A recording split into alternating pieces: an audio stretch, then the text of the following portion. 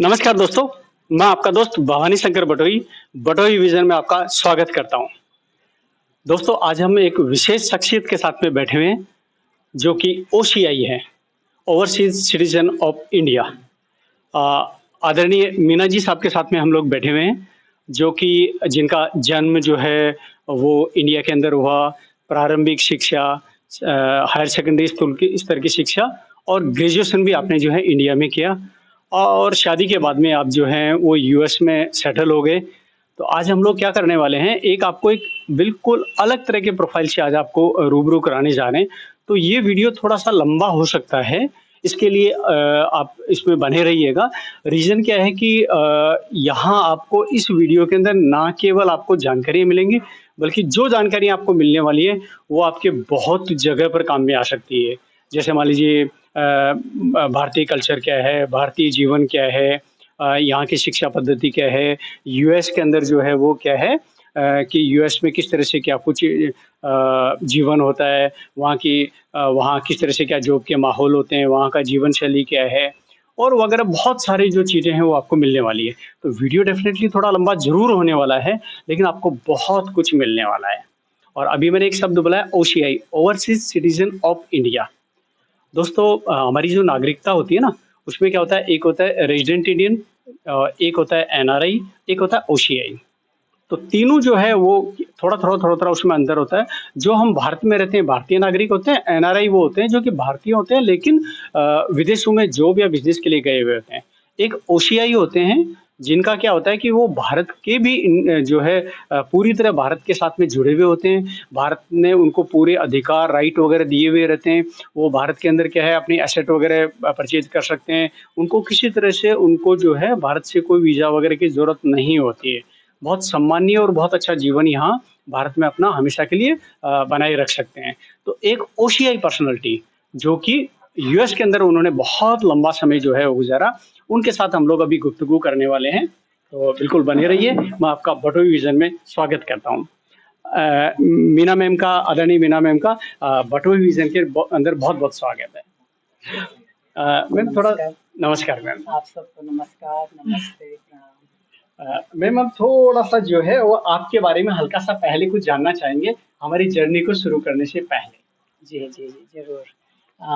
जैसे बताया आपने, मेरा नाम मीना है और मैं आप सबका बहुत स्वागत करती हूँ और मैं चाहती हूँ कि ये सिर्फ़ डॉक्यूमेंट्री जो बनाना चाह रहे हैं, सिर्फ़ मेरी लाइफ़ के बारे में ना हो, पर कुछ 2-4 बातें आप लोगों के साथ भी जो सीखी हैं थोड़ी बहुत इस लंबे समय में, वो आपको कुछ बता सकूँ, कुछ शेयर कर सकूँ, जो आप अपने साथ आपके काम आए, आपका जीवन में कुछ सुधार हो सके उससे।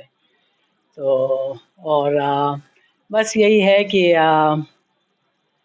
बहुत साल पहले असम में डिब्रूगढ़ नाम की जगह है और वो अपने जो पिता ब्रह्मपुत्र हैं, उनके किनारे पे है डिब्रूगढ़, वहाँ मेरा जन्म हुआ था 23 फरवरी को। जैसे मैंने कहा बहुत साल पहले 1959 में। तो मैं अपनी एज के बारे में मेरे को बहुत गर्व है कि मैं 64 की हूँ, तो आपको बड़े गर्व से मैं बता रही हूँ कि तब जन्म हुआ और पापा कर्नल चतर सिंह, माँ विद्यावती, बहुत ही प्यारी, सुशील, निर्मल। हमारा माँ ने रंग अपना किसी को भी नहीं दिया। पापा ने हाइट ज़रूर दी, पर मैं बहुत किस्मत वाली हूँ, इतने अच्छे हमारे पेरेंट्स थे, इतना अच्छा क्या पेरेंट्स आपके सबके ही बहुत अच्छे होते हैं। पर हमें सबको मतलब पापा का बस यही था कि संस्कार तो देने ही देने हैं, पर एजुकेशन सबसे अच्छी हो। तो आज जब हम हैं, बहुत बढ़िया। जी, तो अब आज हम 5 सिबलिंग्स हैं, हम 4 बहनें, 1 भाई हैं और हमारी एजुकेशन की वजह से ही हम हैं, जो संस्कार दिए मम्मी-पापा ने, आज हम जहाँ हैं, हम उन्हीं की वजह से हैं। तो उनका बहुत-बहुत, जहाँ भी हो आप, उनको कोटि-कोटि प्रणाम। बहुत बढ़िया मैम। और आपने एक शुरुआत के अंदर एक बहुत प्यारी चीज़ बोली है। मैम हमेशा ये कहते हैं कि जो उम्र है वो केवल एक मैथ्स है, एक कैलकुलेशन है। एग्ज़ैक्टली जीने का जो नज़रिया है वो बिल्कुल that's depend on so many thing. Ma'am हम परिवार पर तो वापस आएँगे ही भी। जी, उसके साथ में हम थोड़ा-सा ये जानना चाहेंगे कि आपका शुरुआती जो जीवन है, जी। वो उस दौर के अकॉर्डिंग किस तरह से क्या रहा था? बचपन कैसे रहा और शिक्षा कहाँ हुई? जी, ज़रूर। तो फ़ौज में होते हुए भी उसी बजट पे, जैसे मैंने कहा, मम्मी जैसे अपना भारत जुगाड़ का देश कहलाता है। पर मैं तो बचपन से हमेशा से ही हमें पता है, क्योंकि मम्मी ऐसा जुगाड़ करती थी कि चाहे हवा में से कुछ बना सकती थी। 3 बच्चे हमेशा हॉस्टल में रहे और फिर मैं थोड़ा-सा बता दूँ फैमिली के बारे में भी। हाँ जी, हाँ जी।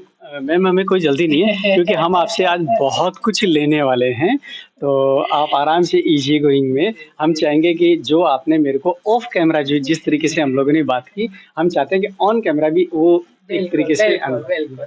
तो मैं बस ये बताना चाहूँगी, मेरी सबसे बड़ी बहन है कौशल्या और जीजा जी विंग कमांडर एयरफोर्स में। Very thank you sir. और दोनों मेरे माँ-बाप की तरह, माँ पिताजी की तरह माँ तुल्य हैं, दोनों के दोनों मेरे लिए बहुत करा है उन्होंने मेरा। फिर दूसरी बहन है मेरी Kamal, married to a colonel. Again thank you sir. तो हमारी बस फैमिली का यही है कि बहुत प्राउड हेरिटेज है हमारी फैमिली की। और आर्मी में कोई ना कोई, एयरफोर्स और सब में, नेवी में भी रहे हैं, सब हमारे ब्रांचेस में रहे हैं। और उसके बाद मेरे भैया है बीच में, तो भैया भी प्रोफेसर होके रिटायर हुआ है, प्रिंसिपल था कॉलेज का। और बहुत ही, वो कोई दूसरे ही प्लेनेट में रहता है, उसकी बात फिर करेंगे कभी।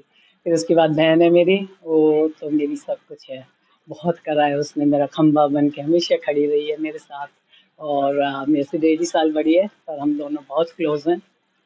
तो ये सब इसलिए मैंने, और मैं सबसे छोटी हूँ, मैं बेबी हूँ, उसका पूरा फ़ायदा उठाती हूँ मैं। तो जैसे कह रहे थे कि age is just a number, age is a number. और वो कहते हैं ना कि भई सालों में बड़े हो जाओ, वैसे मत होना। तो ये जो हृदय में आपका जो जो बेबी बोलते हैं, बच्चा है, वो मेरा कभी उसको नहीं जवान होने दूँगी मैं। तो यही है जो मुझे वापस ले आया, और मैं इतनी हमेशा मस्ती में रहती हूँ, क्योंकि यही तो ज़िंदगी है ना। तो फिर इसलिए बता रही थी मैं ये सब कुछ कि जो बड़े तीनों थे वो पिलानी में पढ़े हैं, तो एट अ टाइम मतलब हम 3 बच्चे हम हॉस्टल में रहते थे, वो लोग हॉस्टल में थे, क्योंकि इधर-उधर पोस्टिंग रहती थी पापा की, तो थोड़ी-सी दिक्कत होती थी। फिर मैं और मेरी बहन जो थे, फिर हम साथ में रहे छोटे होने के, बहुत लकी थे हम लोग, ब्लेस्ड थे। तो कुछ दिन हम लोग जो मेरे को ध्यान आता है, तो असम में फिर 59 जैसे मैंने बोला, तो 62 वॉर हो गया था। तो सुभाष चंद्र बोस जी का शुक्रिया कि सीज़ फायर हो गया था, नहीं तो शायद मैं आज यहाँ नहीं बैठी होती, क्योंकि चाइनीज़ दूसरी तरफ थे, ब्रह्मपुत्रा के। जब वो इंडो चाइना वॉर हुआ था, तब मैं वहीं थे, हम लोग असम में थे। 3 साल के करीब थी मैं। और आप ब्रह्मपुत्र जो हम इस तरफ थे, हाँ, और उस तरफ चाइना पहुंच गया था। इन चाइना ने तो बहुत इनकर्जन कर दी थी उस टाइम पे, पर अपनी शुक्रिया अपनी फौज का, सुभाष चंद्र बोस का खासकर, जो बहुत लोगों को नहीं पता है कि सीज़ फायर हुआ था, तो उनकी वजह से, तो उनके लिए भी बहुत-बहुत प्रणाम। आज उनके अपने वो भी है, शांति दिवस है आज शायद अपना, है ना? आज तो इंदिरा गांधी का। हाँ, नहीं, उनका अपना। आज 31 तारीख है ना? हाँ। 31 अक्टूबर को, तो ठीक है, जो भी नहीं, आप नहीं, बता उनका रहे हैं। हाँ, आपने जो वो है उनका खैर चलिए, ठीक तो है, ये सब, बिल्कुल। हाँ, इंडिपेंडेंस का कुछ जो लोग पीछे हैं, जिनके नाम आगे नहीं आते नहीं हैं, क्योंकि अपनी हिस्ट्री बुक्स में भी नहीं है जो, उन सबको बहुत-बहुत प्रणाम, बहुत-बहुत शुक्रिया। आज जो हम हैं, उन्हीं की वजह से हैं हम लोग, गांधी, नेहरू की वजह से नहीं, माफ़ करना मेरे को, जो उनके चाहने वाले हैं, पर ये मेरी अपना ओपिनियन है अगेन। तो गोइंग बैक, ठीक है, तो फिर पोस्टिंग रहती थी पापा की, तो फिर हम कुछ दिन देहरादून रहे। बहुत अच्छा स्कूल था, बहुत अच्छा मीडियम, बहुत एंजॉय करा। और वहाँ पे चुटकी सी थी, पर फिर भी बहन थी ना साथ में। उसके बाद फिर नीमच ट्रांसफ़र हो गया। बहुत प्यारा है तो नीमच। आपका फैमिली बैकग्राउंड डिफेंस का था, तो आप तो बस घूमते ही रहे, जी, जैसे आप जी, मेरे को जी, बताते जी, हैं। बिल्कुल, बिल्कुल आपकी घूमते रहे। प्रारंभिक जो आपने हाँ। दोस्तों अभी जैसा मैम ने बताया कि बैकग्राउंड जो है वो एक डिफेंस का रहा था, और पूरी फैमिली मतलब फादर फौज में ऑफिसर थे, आपके जो दोनों बहनों ही वो भी डिफेंस के अंदर अधिकारी थे, है ना? तो एक अलग तरह का बैकग्राउंड है। और मैं कहता हूँ आप मुझे जहाँ मिले थे, वो एक माहौल था, वहाँ आपको जैसे ही मेरी मुलाकात हुई, मैंने कहा मैम से तो ज़रूर आपसे इंटरेक्शन ज़रूर करवाऊँगा मैं। तो मैम आपका वापस हम थोड़ा लौटते हैं जी, जी, बचपन पर। जी, जी। तो ये जी। बड़ा अच्छा मौका आपने दिया है कि शेयर करने का ये, क्योंकि बहुत मन था मेरा ये सब शेयर करें, कि तो बस फिर वही था, तो फिर देहरादून में थे, बहुत अच्छे दिन निकले, फिर हम नीमच चले गए। तो नीमच थोड़ा-सा एजुकेशन में कमी थी, थोड़ा बहुत जैसे कहते हैं, तो वहाँ थोड़ा-सा लूज़ करा हम लोगों ने, जैसे ठीक है, पर मम्मी थे साथ में, मम्मी पढ़ाई-वढ़ाई शुरू से ही बहुत ध्यान रखा।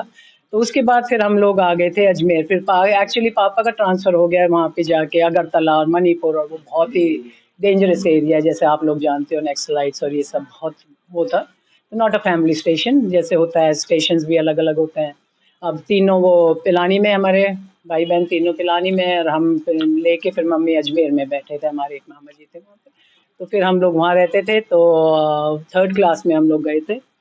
तो मैं थोड़ा-सा इनको मैं बता रही थी, तो मैं आपको वो एग्ज़ाम्पल देती हूँ। तो जैसे बताया, नीमच में स्टैंडर्ड थोड़ा-सा लो था, तो काफ़ी मतलब हुई, थोड़ी इश्यूज़ हुई। फिर अजमेर सोफिया में थे, very nice school, Sophia higher secondary. तो जो अजमेर फ़ाइज़ हैं, उस पे ध्यान मत देना बिल्कुल, मैं उससे बहुत पहले ग्रेजुएट हो गई थी। उसके वो सब जो कुछ था, उसके लिए अफ़सोस है बहुत, जो कुछ हुआ उसमें। पर जो मेरा अल्मा मैटर था, जो मेरा स्कूल था उस टाइम पे, बस टॉप क्लास था। जैसे आप जानते हैं, अजमेर में या तो मेयो कॉलेज था, गर्ल्स के लिए सोफिया था, तो सिर्फ गर्ल्स के लिए था ये।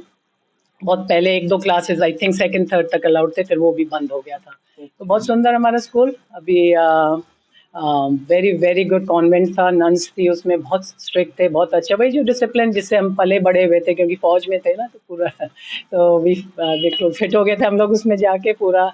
तो 3rd क्लास में क्या हुआ था कि स्टैंडर्ड की वजह से, जैसे मैं कह रही थी, मेरे को बहुत इस बात के लिए प्राइड है, मेरे को गर्व है इस बात के लिए, तो मैं इसलिए आपसे शेयर करूँगी कि और कोई बच्चे सुन रहे हो या बच्चों को सुनाइएगा ये मेरी बात उनको प्लीज़। तो क्या होता, 3 एग्ज़ाम्स होते थे, क्वार्टरली, हाफ ईयरली, फाइनल होते थे। वही जिस स्टैंडर्ड जैसे अपना होता था। तो उस टाइम अजमेर का कुरुक्षेत्र था शायद, हाँ, कुरुक्षेत्र बोर्ड था हमारा उस टाइम पे। तो ये 3 एग्ज़ाम्स हुआ करते थे कॉन्वेंट के हिसाब से, स्टैंडर्ड था उस टाइम का ये। तो क्वार्टरलीज़ में पूरा फेल, जाते 1 महीने के बाद क्वार्टरलीज़ हो गए हमारे। तो इंग्लिश मीडियम अब, ठीक है। अच्छा, उसके बाद फिर क्या हुआ, हाफ ईयरली एग्ज़ाम्स जब हुए, तो जैसे आपको है ही, आप लोगों की तो आदत ही, फर्स्ट, सेकंड, थर्ड वाले को, रैंक वाले को खड़े करते हैं, तालियां बजती हैं उनके लिए, बाकी बच्चे, ठीक है। तो आप वो हिंदी थोड़ी सी, मीडियम में थे, मतलब आप ये कहना नहीं चाह नहीं, रहे ये हैं? प्रॉपर इंग्लिश मीडियम स्कूल था। हाँ, नीमच वाला थोड़ा हिंदी मीडियम टाइप हो गया था। फर्स्ट, सेकंड और थर्ड आप हिंदी में थे, जी जी जी। और उसके बाद आप जब 3rd क्लास इधर में ही जब आए, अजमेर आए तो आपने एकदम इंग्लिश इंग्लिश मीडियम, वो भी कॉन्वेंट डिसिप्लिन प्रॉपर, खूब बड़ा, बहुत सुंदर स्कूल। तो हाँ, फिर उसके बाद जब फर्स्ट, सेकंड, थर्ड रैंक का हो गया, हाफ ईयरली में हमारी वो होती थी, मैं सैन होती थी, बड़ा क्यूट जोड़ा पफ बना के आती थी, ड्रेस डाल के, तो बड़ी प्यारी थी। तो स्लाइटली एल्डरली लेडी, पर तो उसने फिर मेरे को खड़ा करा और सब बच्चों से ताली बजवाई। तो समझ नहीं आया, मैं कहा ये क्या हुआ, मैं आया तो किस लिए मतलब करके। तो फिर बोली, ये बच्ची जो क्वार्टरली में सब में फेल हुई थी, ये सब में पास हुई है। तो ये नहीं था कि मैंने बहुत ज़्यादा नंबर लिए थे, मैं सिर्फ पास हुई थी। पर उसने सिर्फ इसलिए तालियां बजवाई कि भाई इसने मेहनत करी, इसने कोशिश करी, और वो दिन था, मैं आपको बड़े गर्व से ये जो मैं बताना चाहती हूँ। उसके बाद मैंने हमेशा फर्स्ट डिवीज़न ली, हमेशा मैंने डिस्टिंक्शन से मैं पास हुई, उसके बाद सिर्फ उसमें सहन की वजह से। तो टीचर्स जो हैं, जो आप टीचर्स सुन रहे हैं, जो अध्यापक हैं, जो शिक्षक गण आभार हैं, जो माँ होती है तुम्हारी सबसे पहले, जो गुरु होता है ज़िंदगी में, मेरी ज़िंदगी जो मैं आज हूँ, मैं अपने गुरु जी की वजह से, वो भी आपसे बात करूँगी मैं। अम, आप लोगों का इतना ज़्यादा महत्व है, आप कभी भी ये बात मत सोचना कि एक जना क्या फ़र्क कर सकता है, बहुत फ़र्क कर सकते हैं। आप लोग बहुत ज़्यादा किसी की ज़िंदगी बदल सकते हो। एक मैं एग्ज़ाम्पल आपके आगे बैठी हूँ, मैंने कभी मुड़ के नहीं देखा उस दिन के बाद। तो जब हायर सेकेंडरी में के बाद ग्रेजुएट है, तो मेरे को किससे मिलना था? सिर्फ़ एक मिस से, कि उसको मैं थैंक यू कर सकूँ दिल से, तहे दिल से, कि आपकी वजह से देखो मैंने कितना एकेडमिक मेरी लाइफ़ इतनी अच्छी हो गई, सिर्फ़ एक उसे छोटी सी 5 मिनट लगे थे उसमें। तो आप लोग जो भी हैं, बाहर हैं, जो पढ़ाने वाले हैं, जो सब हैं, और स्टूडेंट्स भी, आप लोग हमेशा टीचर्स का रिस्पेक्ट करें। बहुत कुछ है उनका अपना, शायद सैलरी स्केल वगैरह जो कुछ है वो एक किसी और दिन के लिए टॉपिक है, पर उनका आप रिस्पेक्ट करिए, और आप, ये म्यूचुअल रिस्पेक्ट होता है। और अपन यहाँ, अपन ने जन्म लिया है तो इसलिए कि अपन यहाँ सीखने आए हैं, तो टीचर कुछ आपको सिखाएगी, आप कुछ उसको सिखाओगे। तो ये हमेशा याद रखना, जो भी ज़िंदगी में आता है आपके, वो आपको कुछ सिखाने के लिए आता है। तो यही है। और बचपन का और पूछ रहे थे, तो बचपन में पूरी मस्ती रहती थी, कभी यहाँ इस पेड़ पे टंगी होती थी, कभी उस पे, कभी बहुत ज़्यादा शरारती थी मैं काबू नहीं आती थी। तो वो करके पर पूरा पढ़ाई में हमेशा आगे। घर आते थे, बैग रखा अपना, वो करा अपना, खाना-पीना जो होता है मम्मी का काम होता है, ज़बरदस्ती खिलाना प्यार से, वो सब करके वो, और फिर बस अपना करा होमवर्क, किसी को कुछ नहीं कहना पड़ता था कि भी पढ़ लो, ये कर लो, वो दिन ही और थे। अब जैसे खैर चलिए छोड़िए, आप लोगों को पता है आप लोग क्या फेस कर रहे हैं, पर हम लोग जाए अपना वो करा जाके खेले खेले, फिर उसके बाद बस खाने के लिए बुलाया मम्मी ने, आए खाए अपना आराम से, कोई झिक झिक नहीं, कोई ये नहीं खाना वो नहीं खाना, ये खाया पिया सो गए अपने, सुबह फिर सुबह नहीं उठाने की जरूरत, अपने आप उठते, सब कुछ अपना काम अपने आप करते थे, कुछ फौजी हो गए, कुछ डिसिप्लिन, कुछ मम्मी के हेल्प करने। तो बहुत बहुत अच्छा बचपन निकला हमारा, बहुत इंजॉय करा। फिर बहन थोड़ी सी बड़ी थी मेरे से, तो उसके साथ खूब मस्ती, खूब बहुत बहुत अच्छा। बहुत बढ़िया मैम। दोस्तों मैम आप ये हमें ये बता रही हैं कि एक टीचर के द्वारा 2 शब्द बोले जाने से, वे ऑफ प्रेजेंटेशन चेंज करने से किसी स्टूडेंट के जीवन में कितना बदलाव हो सकता है। मैम कहना चाह रहे थे, मैं फर्स्ट, सेकंड, थर्ड के अंदर हिंदी मीडियम में थी। जब पापा का और कहीं ट्रांसफ़र हुआ डिफेंस के अंदर, तो हम लोग साथ नहीं जा पाए, तो नीमच में हमारी स्टडी साधारण रही। जब हम ये आप मैम जो अजमेर गए, तो वहाँ ज़ाहिर है कि इनको जो क्वार्टरली एग्ज़ाम्स है उस समय अच्छे नंबर नहीं आए थे। लेकिन फाइनल में एग्ज़ाम अच्छा है, ये बता रहे हैं? हाफ ईयरली में जो है 6 मंथ क्या, हाफ ईयरली में जो एग्ज़ाम के जो नंबर आए, उसको देखकर जो कन्वीनिएंट स्कूल की जो टीचर थी, उन्होंने इनको मोटिवेट किया और ताली बजाई, जबकि आप केवल पास हुए थे। उसी का नतीजा थी कि मैम जो है वो कहाँ से कहाँ आज जो है अचीवमेंट्स आपने जो है इंडिया और यूएस के अंदर प्राप्त की। तो मैम ये कहना चाह रही हैं कि वे ऑफ हमारी थॉट का कितना फ़र्क पड़ता है। एक टीचर जो है एक बच्चे के जीवन को कहाँ तक पहुँचा सकता है, वही टीचर अगर थोड़ा-सा नेगेटिव वे में अगर बोले कि तू कुछ नहीं कर पाया, तो क्या इम्पैक्ट हो सकता है। तो आप ये कहना चाह रहे हैं कि टीचर जो है उनका बिल्कुल, बहुत बड़ा रोल बहुत बड़ा रोल है, बहुत बड़ा रोल है। जो भी गुरु है, टीचर्स तो जैसे स्कूल में जाते हो तो टीचर है, पर आपकी सबसे पहली टीचर और गुरु तो आपकी माँ है ना, वो कितना कुछ सिखाती है।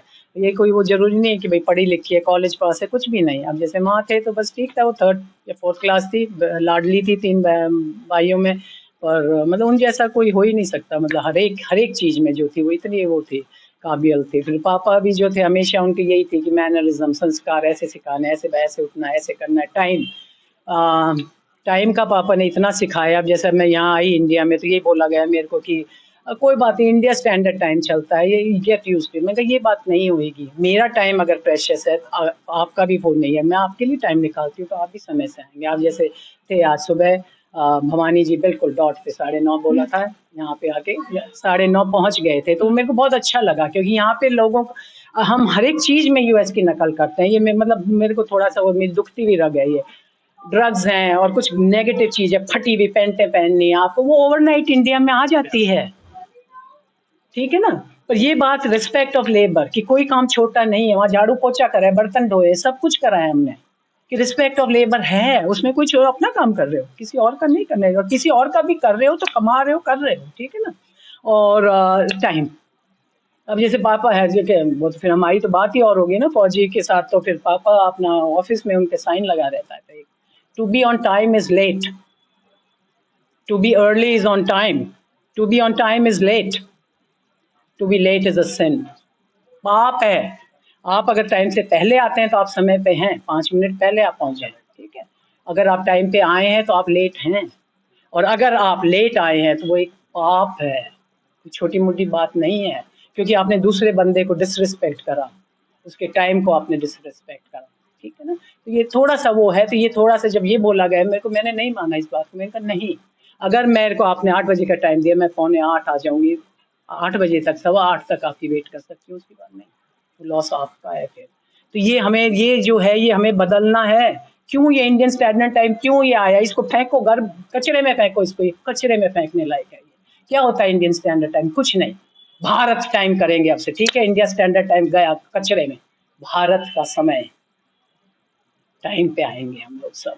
तो आप लोग इसकी भी मैं आपसे हाथ जोड़ के निवेदन करती हूँ, इस बात का थोड़ा सा ध्यान दें, अपने टाइम को रिस्पेक्ट करें और दूसरों मैम आपसे मेरी दूसरी मुलाकात हो रही है और टाइम पंक्चुअलिटी तो हमने देखी। दोस्तों मैं जब यहाँ आया था तो मैंने यहाँ देखा कि हम लोग जो पौधे लगे हुए थे, वही जिस तरीके थोड़ा सा सेट किया, मैम ने उन सबको कपड़े से पौधे को साफ और किया। टाइम पंक्चुअल तो है ही, लेकिन हमें वास्तव में बहुत कुछ सीख सकते हैं। जहाँ तक मैं समझ पा रहा हूँ मैम शायद ये कहना चाह रहे हैं कि आप यूएस की उन चीज़ों को ना उठाएँ जो बेकार है। बिल्कुल। फटे कपड़े, गलत संस्कृति आप ये कहना चाह रहे ड्रग्स, हैं, बिल्कुल, आप वहाँ की बिल्कुल। अच्छी चीज़ उठाएँ, ये कहना चाह रहे हैं, है ना? बिल्कुल, बिल्कुल, क्यों नहीं? वहाँ अच्छा भी कुछ तो था अच्छा मैं मैं फिर बात करेंगे उसके लिए। पर ये नेगेटिव चीज़ें क्यों? ये क्यों जो नकारात्मक चीज़ें क्यों आप लोग एकदम ले लेते हैं ये सारी चीज़ें?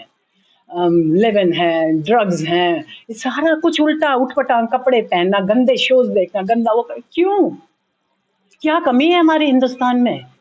क्यों नहीं हम अच्छी चीज़ें सीखते उनसे कि हम और सुधर जाएँ? हम तो बहुत अच्छे हैं, वो मैं फिर बोलूँगी मतलब यहाँ है भारत तो मेरे यहाँ हृदय में बैठा हुआ है, पर इतना ज़्यादा अच्छा है उसको क्यों नहीं हम और सुधार सकते? क्यों नहीं हम ये सारी दुनिया से अच्छी-अच्छी चीज़ें ले सकते जैसे दुनिया ले रही है? हमारा सब कुछ ले लिया दुनिया ने और हम उसको बैकवर्ड सोचते रहे। योगा बैकवर्ड है, योगा सीखना बैकवर्ड है, ये सब सारी चीज़ें बैकवर्ड थी। जो हमारे ऋषि-मुनि हैं जिन्होंने सब कुछ साइंस में क्या कमी है अपने पास? क्या कमी है? उन्होंने सब कुछ ही तो लिख रखा है। वो हमने कॉपीराइट नहीं करा इसीलिए और वो सारे और लोग आते हैं यहाँ सीख के जाते हैं वही तुम्हें दे देते हैं तुम पैसा खरीद के उसी को सीखते हो। माँ कहती थी नाना नानी दादी कहती थी कि वो हल्दी डाल के दूध पी लो नहीं नहीं वो तो क्योंकि वो करना होता था और आज जाके आप $10 का वो आप गोल्डन मिल्क पियेंगे वहां पे जाके वही हल्दी मिला हुआ दूध टर्मरिक टर्मरिक की गोलियां खाओगे आप जाके मतलब क्योंकि वहां से आ गया ये सारा कुछ वैसे वो यहीं से तो गया हुआ है क्यों नहीं आप अपनी हेरिटेज की कल्चर ऐसा कुछ है ही नहीं दुनिया में जो इंडिया जो हमारी हिस्ट्री है अमेरिका की क्या हिस्ट्री है 200 साल 1776 की है कुछ भी तो नहीं है हमारे उनके हमारे पास हज़ारों साल हमारी अपने जैसा तो कोई है ही नहीं देश दुनिया में इतनी हिस्ट्री इतना संस्कृति है अपने पास जो सब कुछ है इसकी आप कदर करें प्लीज आई एम सॉरी बहुत नहीं क्लोज है मैम मेरे हार्ट में है तो इसलिए मैं थोड़ी सी ज्यादा उसमें बोल जाती हूँ पर ये मेरा पैशन मेरा भारत दोस्तों जो मीना मैम हैं मोर देन 42 ईयर यूएस में रहे और आपका अपने जीवन का 50% समय इंडिया में था वो भी स्टार्टिंग और अभी करीब कुछ समय से इंडिया के अंदर है भारत के अंदर है तो मैं ये कहना चाहूँगा कि आप ये देखें कि जो इतने लंबे समय तक जिन्होंने एक प्राइम टाइम बचपन के अलावा यूएस में दिया उसके बावजूद भारत की आपके अंदर संस्कृति संस्कार सोच सब कुछ कहाँ के हैं भारत के हैं तो आप जो कहना चाह रहे हैं और जो मैं भी महसूस कर पा रहा हूँ, आप ये कह रहे हैं निश्चित रूप से कुछ अच्छाइयाँ दूसरे देशों में भी हैं, वहाँ की हमें ग्रहण करनी चाहिए, लेकिन जो यहाँ रची-बसी हमारी जो संस्कृति और जो अच्छाइयाँ हैं, उनको क्यों नहीं हम स्वीकार करें और उनको बढ़ावा दें हम। मैं आप आपकी इस मैसेज के लिए तो आपको व्यक्तिगत रूप से मैं बहुत धन्यवाद देना चाहूँगा जी और जी मुझे नहीं लगता कि इस सब्जेक्ट पर हम आने वाले थे, मुझे कुछ ऐसा आइडिया भी नहीं था, जी लेकिन आपने स्टार्टिंग फेज़ के अंदर जो एक मैसेज जो पास कर दिया ना, मुझे लगता है ये मैसेज युवा पीढ़ी के लिए भी है और जी मैं जी तो जी उन्हीं के लिए ज्यादा है युवा पीढ़ी के लिए ही है यही तो हमारा मुझे भविष्य लगता है है युवा नहीं, उसके जो अपने ऊपर की पीढ़ी की भी ज़िम्मेवारी जी बनती जी है कि वो युवा बिल्कुल तक बिल्कुल मैसेज पहुँचाए। पहुंचाएं पहुंचाएं और युवा पीढ़ी जो आज की है हमारी बहुत समझदार है उनको यही नहीं है कि जैसे हम अपन लोग थे अपने को मम्मी पापा ने कह दिया किसी बड़े ने कह दिया ऐसे करना है तो हम सवाल नहीं करते थे हाँ ठीक है जी और कोई उनको ज्यादा ही कुछ करो तो ये कहते कि मैंने कहा है ना कर दो चुपचाप हम कर देते थे पर ये जो अपनी युवा पीढ़ी है ये वाली जनरेशन इतनी कमाल की है ये बच्चे को आपको रीजन देना पड़ेगा आपको कारण देना पड़ेगा कि क्यों केवल कारण देना पड़ेगा। आपको ये बताना पड़ेगा वो फिर आपसे ये पूछेंगे और वो सोचेंगे कि व्हाट इज WIFM बोलते हैं आप लोगों को पता है सारे एब्रीविएशन में जीतते हो आप लोग उसमें what is in it for me मेरे को इसमें क्या फायदा है मेरे को क्या मिलेगा इसमें से मैं क्यों करूं तो ऐसा कुछ भी नहीं है तो आप लोगों का आप हमारा जो भविष्य है बहुत उज्जवल है हमारा भविष्य क्योंकि हम आप लोगों के लिए फिर ये दूसरी बात है ये तो इनको भवानी जी से बात ही नहीं हुई थी क्योंकि हम आपके लिए ज्यादा कुछ छोड़ के नहीं जा रहे हैं हमने इस धरती का नाश कर दिया है हमने इस धरती माँ पे कुछ भी तो नहीं छोड़ा है मतलब जो आज आप और हम मैं खाना खा रहे हैं वो उसका उस बच्चे का खा रहे हैं जो आज पैदा भी नहीं हुआ है क्योंकि हमने इसका ध्यान नहीं रखा ये माँ देती रही हमें और हम जितना चाहिए था उससे भी ज्यादा लेते रहे एक वो है जैसे ये भी बात की बात है पर चलो अभी टॉपिक आया है कि जैसे अगर से आप कह लीजिए दुनिया में 100 लोग रहते हैं ठीक है पॉपुलेशन 100 है तो उसमें से जो 80% हैं आपके वो ह्यूमन क्रीचर्स हमने जन्म लिया हम ह्यूमन क्रीचर हैं ठीक है हम जैसे आदमी हैं आदमी पैदा हुए हैं ठीक है आदमी औरत की भी बाद में बात करेंगे आदमी हम सब मेल फीमेल हम सब आदमी ठीक है पैदा हुए हैं हम लोग 100 उसमें से जो 80% है, 80 कह लो, उसमें से ही वो ऐसे ही चले जाएंगे आदमी। उसमें से जो 20 हैं वो बनेंगे, वो थोड़ा ऊपर अपने आप को ऊपर उठाएंगे, कुछ बनेंगे, वो इंसान कहलाएंगे। सो दे आर ह्यूमन बीइंग्स। आपने जन्म ह्यूमन बीइंग की तरह नहीं लिया है। आप इस गलत फहमी में मत रहना, क्योंकि जानवर भी क्या करता है, जन्म लेता है, ठीक है, अपने बड़ा होता है, अपने मेटिंग करते हैं, बच्चे करते हैं, पालते हैं, खुद भूखे रह के, अपने से तो अच्छे हैं जानवर भी, देखो खुद भूखे रह के अपने बच्चों को खिलाते हैं, ठीक है, माँ करती है सिर्फ ये, माँ जरूर करती हैं ये, ठीक है ना। तो फिर क्या होता है, उसके बाद मर जाते हैं, जानवर मर गए। और आप में से कितने ऐसे हैं, देखिए बुरा नहीं मानिएगा, पर इट्स अ फैक्ट है ना, एक सच है ये, कि यही काम में आप आज भी आप उलझे हुए हैं। आप क्या करें, भाग दौड़, मैं बिजनेस बना लूँ, मैं ऑफिस कर लूँ, ये रात रात को आप लोग घर आ रहे हैं, किसके लिए? अपने बच्चों के लिए, घर के लिए, अपने घर को आप ऊंचा उठाना आप ये चाहते हैं। कहना चाह रहे हैं कि आप जो जीविकोपार्जन और केवल बच्चे हुए, उनको केवल आपने एसेट ट्रांसफर कर दी, वो जीवन नहीं है। नहीं है, आप ये बिल्कुल कहना नहीं चाह है, रहे हैं मैं कि बिल्कुल यूनिवर्स आपके लिए है, आप यूनिवर्स के लिए हैं, और वो तो एक रूटीन का पार्ट है जो हमें करते रहना चाहिए, लेकिन बिल्कुल। हमें कुछ अलग भी सोचना होगा। आपने जन्म इसलिए नहीं लिया है कि आप आओ, पहले माँ बाप की वो करो, उसके बाद सब अपने एजुकेशन ले लिए, कर लिया, काम कर लिया, शादी होगी, बच्चे हो गए, फिर अपने सबका करा, कर रहे हो आप, ये आपकी ड्यूटी रिस्पॉन्सिबिलिटी है, आपका कर्तव्य है, आप करें, जरूर करें। पर इसके लिए नहीं आए आप यहाँ पे। ये जन्म आपने सिर्फ एक ह्यूमन उसके लिए नहीं लिया है, ह्यूमन क्रीचर रहने के लिए, ह्यूमन बीइंग, इंसान बनना है आपको, और इंसान बनने के लिए कुछ करना पड़ेगा, आपको ऊपर उठना पड़ेगा। और इसीलिए हमने ये जो बेचारी धरती माँ है, इस अभी भी टाइम है, अभी तक वो टाइम नहीं आया है कि बहुत ज्यादा हो गया, अभी भी हम इसको वापस बचा सकते हैं, अभी भी अगर हम सब ये करें। ये जो इंडिया में ये जो प्लास्टिक और ये रिसाइकल शुरू हो गया, मेरे को तो देख के बस मतलब रोना आता है, मतलब देखिए, क्योंकि ये जो यूज हो रहा है ये बिल्कुल कहीं नहीं जाएगा, ये डिग्रेड नहीं होगा, ये खत्म नहीं होएगा। तो मेरे को तो देख के आके जब गाड़ी आती है ना, मेरे को इतना अच्छा लगता है। मैंने सबसे पहला वीडियो यही बनाया था, जब ये गाड़ी वाले आते हैं आके अपना म्यूजिक बजाते हुए। तो आप प्लीज प्लीज, जो सब अभियान चल रहे हैं, मोदी जी की जय हो, मैं उनके चरण छूती हूँ बिल्कुल। अगर भारत है, मोदी जी हैं तो भारत है। ये किसी को बुरा लगे तो आई एम वेरी सॉरी, पर ये मेरे दिल की बात है बिल्कुल भी। क्योंकि बहुत अच्छा टाइम था जब मैं यूएस छोड़ के वहाँ आई, और इंडिया में होने का बहुत ही सुंदर टाइम है ये, क्योंकि इंडिया पहुंचेगा ऊपर, मोदी जी की वजह से पहुंचेगा। मोदी जी ने जागृत कर दिया, आज का युवा जागृत है। आज का हम सोच रहे हैं, हम सब कुछ अपनी अपनी कुछ कदर करने लगे हैं, अपनी इस कल्चर, इस हिस्ट्री की, इस इतिहास की, इस सारी अपनी जो है अपने आप को थोड़ा बहुत मानने लगे हैं हम लोग। तो अभी ये जो है सारा कुछ है, आप हर कोई, मैंने पहले भी यही बात बोली थी कि आप ये मत सोचें कि मैं अकेली क्या कर सकती हूँ। बहुत कुछ अपना आंगन बुहारते हो ना, तो वो कचरा बाहर मत फेंको, उसको समेट के जब ये गाड़ी आती है उसमें दे दो।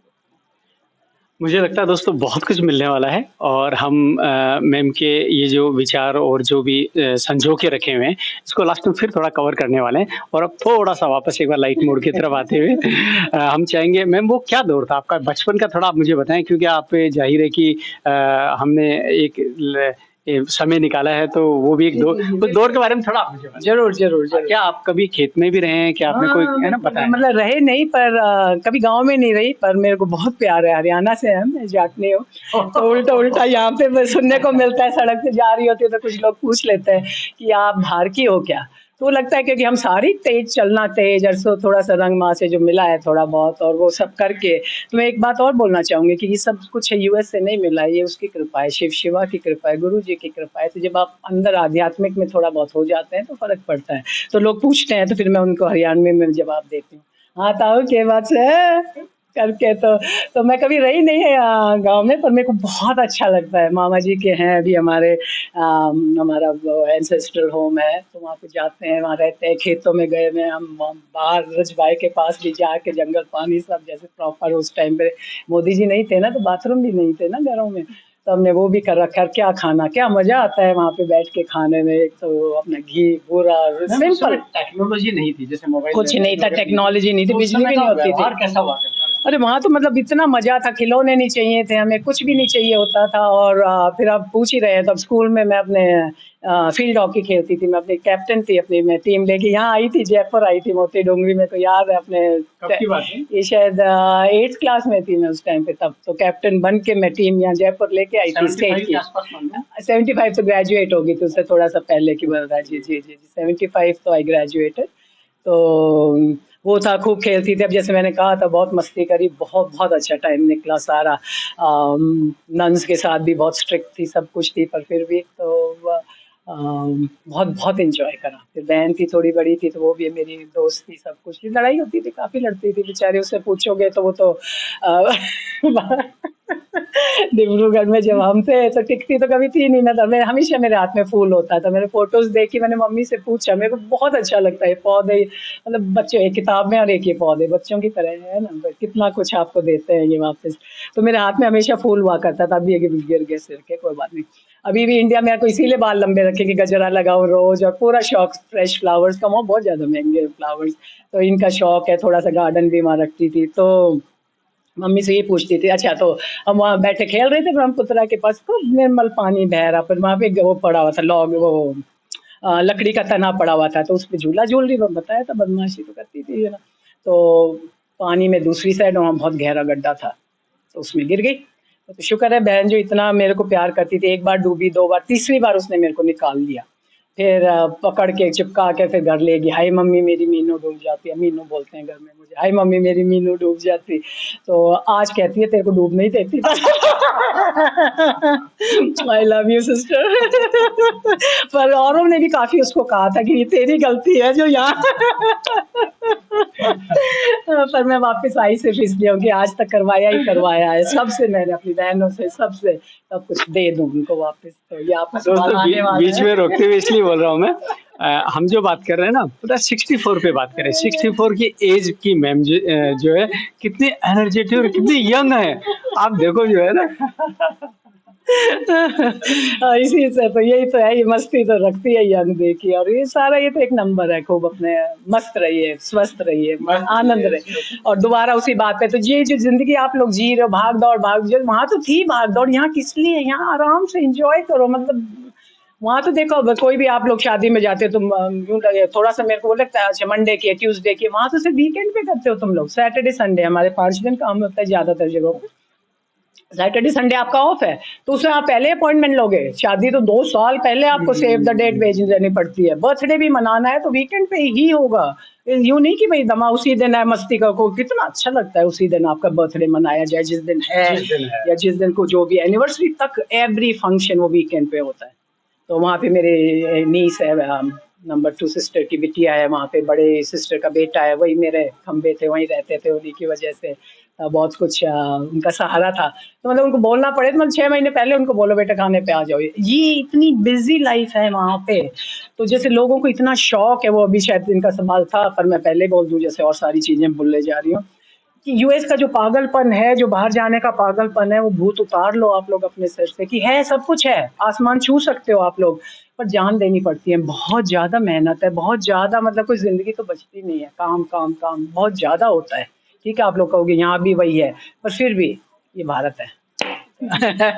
दोस्तों बहुत अच्छा लग रहा है, और बीच-बीच में हम लौटते रहेंगे, क्योंकि आपके पास एक मतलब एक विचार का और एक्सपीरियंस का जो है बहुत बड़ा भंडार है। तो ज़ाहिर है कि उस पर भी आते रहेंगे, और बहुत कुछ मिलने वाला है। दोस्तों अभी भी कहूँगा कि आप बिल्कुल बने रहें चैनल पर। मैम आपकी शादी जो है वो हाँ, ठीक है।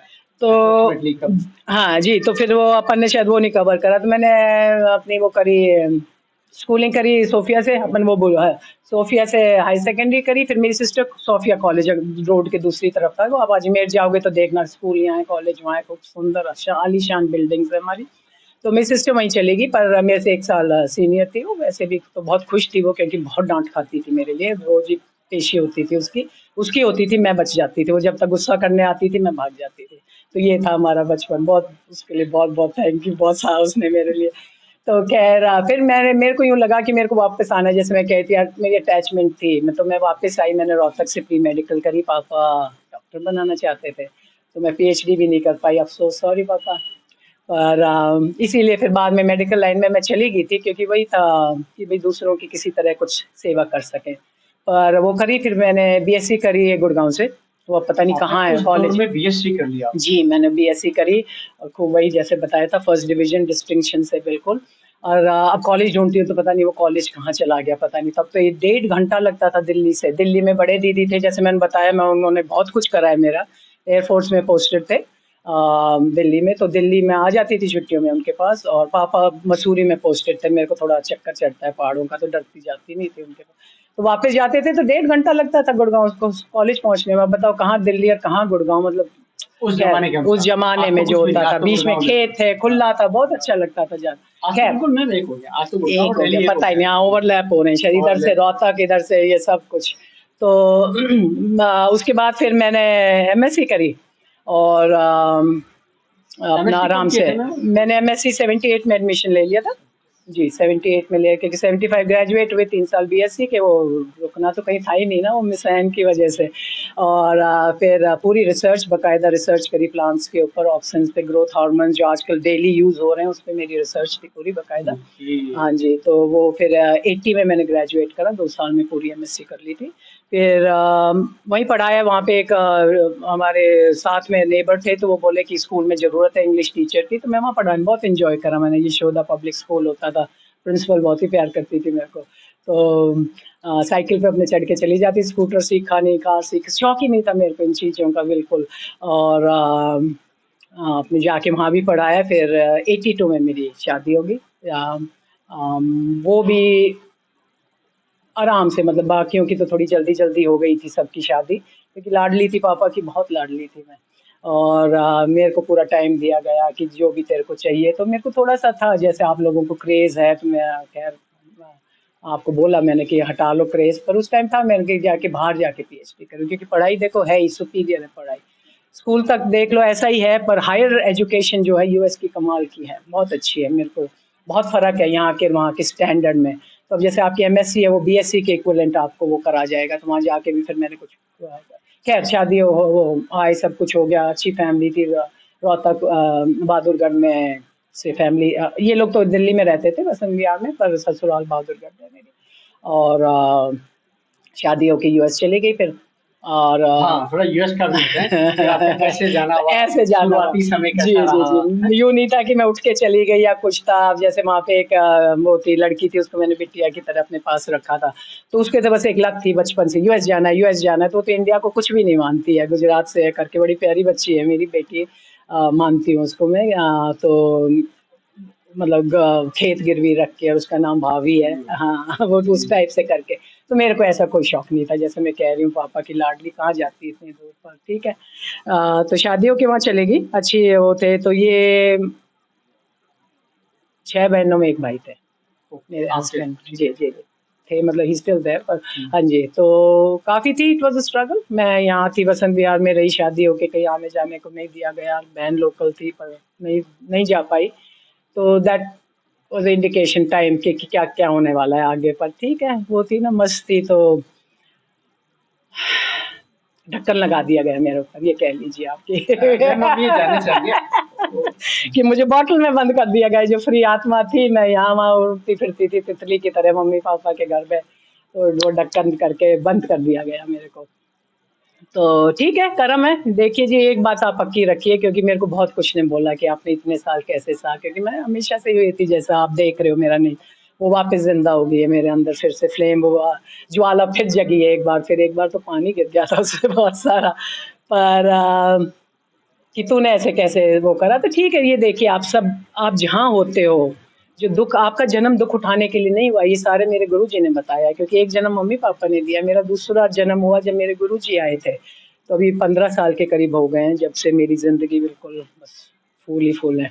आई वॉक ऑन एयर, और बिल्कुल ना बहुत मतलब खुशी आई है, तो उनकी वजह से। तो हाँ जी, आप पूछ रहे थे तो मैम आपका जब आप यूएस गए तो उस समय का स्टार्टिंग में आपको यूएस में एडजस्ट होने का कैसा रहा और माहौल क्या था उस समय बिल्कुल, यूएस बिल्कुल। का? क्योंकि अब तो बहुत कुछ सब जगह बदल ही रहा है, इंडिया में बदल रहा है, भारत में भी।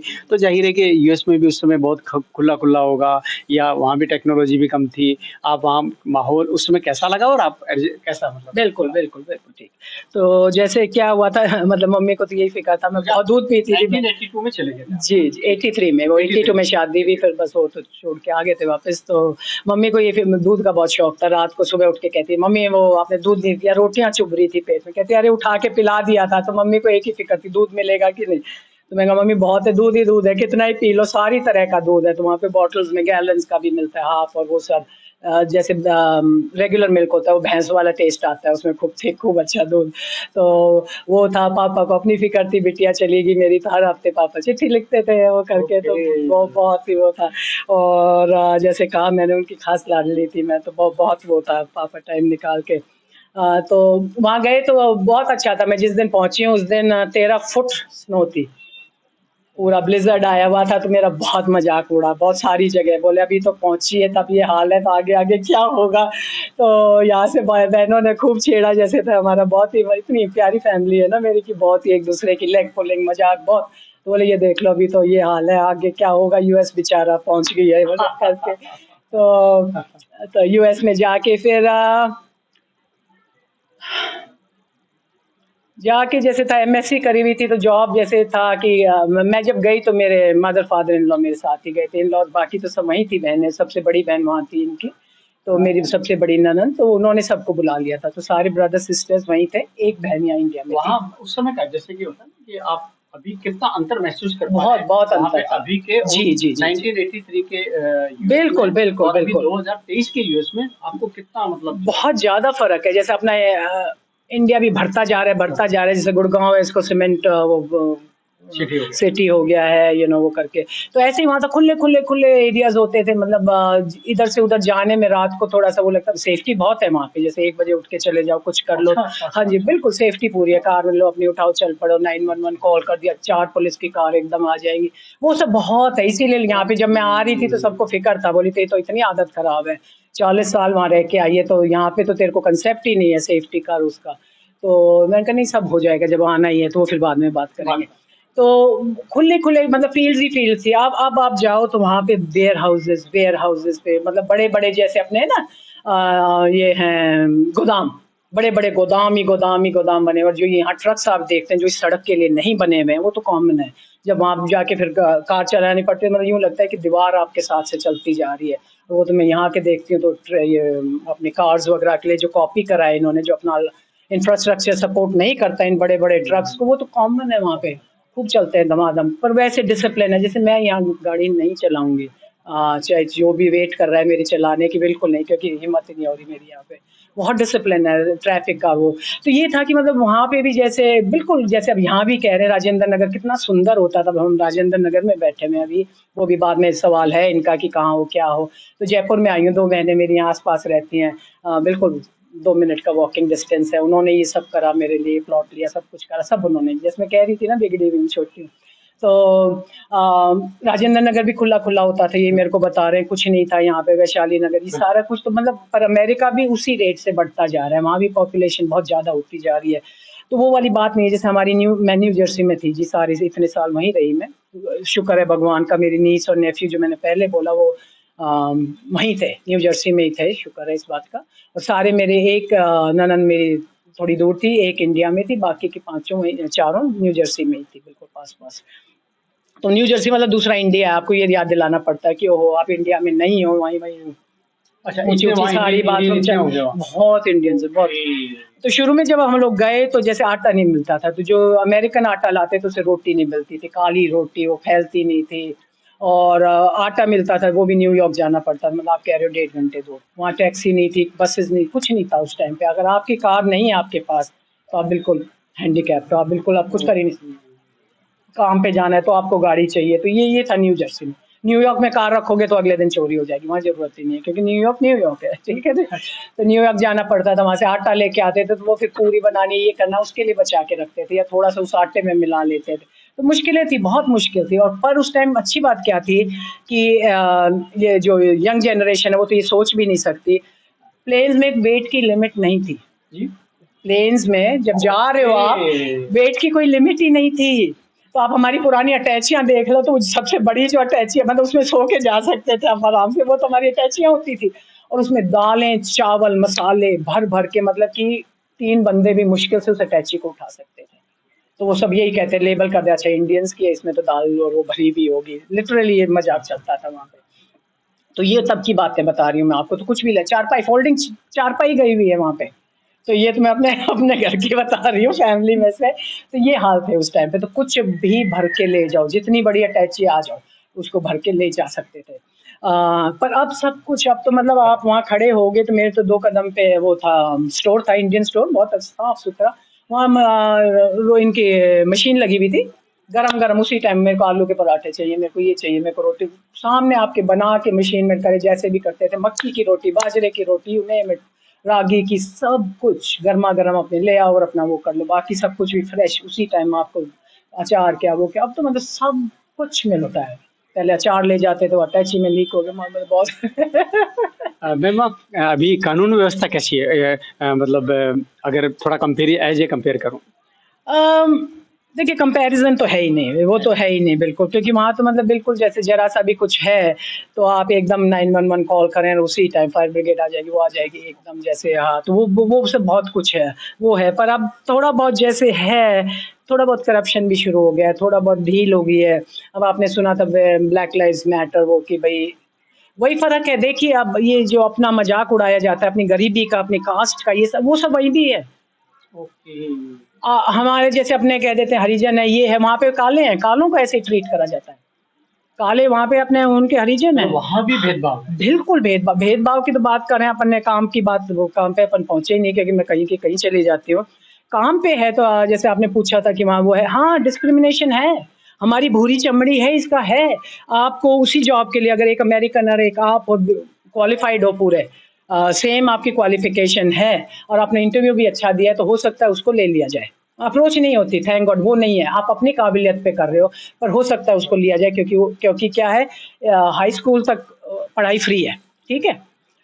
जैसे पब्लिक स्कूल बोलते हैं, यहाँ पे शायद उल्टा सिस्टम है कि जो पैसे दे के आप स्कूल में जाते हो उसको पब्लिक बोला जाता है। वहाँ पे एजुकेशन फ्री है आपकी हायर सेकेंडरी तक। खूब अच्छे स्कूल्स हैं, खूब अच्छी आपके गेम्स हैं, ये है, सब फैसिलिटीज़ हैं आपको बहुत सारी। और आपको वैसे दूसरे स्कूल में भेजना है, पैसे फालतू भेजना है तो भेजिए, पर वो फ्री है एजुकेशन। उसके बाद फिर क्या होता है, हायर एजुकेशन अच्छी तो है ही है, महँगी, बहुत ज़्यादा महँगी। तो उसमें जैसे अपने जो हैं, आप भारत में रह रहे हो, अपने जो माँ-बाप हैं, उन्होंने आपका पढ़ाई का ठेका ले रखा है, आपको पढ़ाते हैं, लिखाते हैं, वहाँ नहीं। वहाँ पे आप हायर सेकेंडरी आपने करी, आप उससे पहले भी बच्चे पॉकेट मनी चाहिए, ये चाहिए, तो अपने न्यूज़पेपर बेच रहे हैं, ये कर रहे हैं, वो शुरू से बच्चे काम करते हैं, स्टोर में जाके कुछ और काम कर रहे हैं, तुम्हारा आके घास काट जाएँगे। याद ध्यान रखिए, वहाँ पे माली नहीं आ रहा आपका, माली आप खुद ही कर रहे हो। बच्चे आएँगे, स्नो आपकी मूव कर देते हैं, मैं स्नो प्लाउ कर दूँगा, वो लेके शवल अपना वो लाए आते हैं, कर दे, उनको पैसे दे रहे हैं आप, तो उनकी पॉकेट मनी है। तो बचपन से ही उनमें ये संस्कार डाले गए हैं। जैसे आप किंडरगार्टन में जाते हो, 5 साल की एज है, तो आपको जूते बाँधने आने चाहिए अपनी लेस खुद बाँधनी आनी चाहिए। तो ये अच्छी बात है वहाँ की, कि आपको सेल्फ, वो ये नहीं कि भई मम्मी-पापा ही करते जाएँ, माँ के भरोसे कंधे पे बैठे हो आप, नाड़ा बाँधना नहीं आ रहा, क्योंकि मेरे को पता है मेरा भांजा सुन रहा है अभी, तो ख़ैर 3 बच्चों का बाप है, पर कि नाड़ा नहीं बाँधना आता था, खड़ा हो जाता था, तो वो अच्छा, तो वो वाली बात है, पर वहाँ पे आपको सब कुछ अपना करना है। कि ऐसे वो जैकेट अपने आप आपको बड़े अच्छे तरीके से जैकेट पहनना सिखाते हैं। तो ये आपको सेल्फ उसके लिए हेल्प वगैरह वाली डिसिप्लिन ये सिखाया जाता है वहाँ पे, तो ये अच्छी बात है। पर बहुत ज़्यादा थोड़ा-सा सिखा दिया जाता है कि फिर उसके बाद कि भई हायर सेकेंडरी के बाद आपको पढ़ना है तो अपने आप पढ़ो।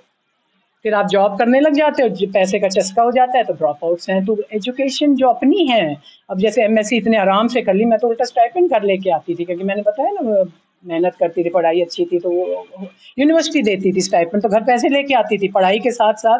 तो वहाँ पे फिर ये लोग ड्रॉप आउट्स हो जाते हैं। तो जो पढ़ते हैं वो तो बहुत अच्छे हैं, पर इसीलिए तो आप देखोगे सारे ही तो हमारे डॉक्टर हैं, सारे हमारे इंजीनियर, सभी पे तो हमारा है वहाँ पे।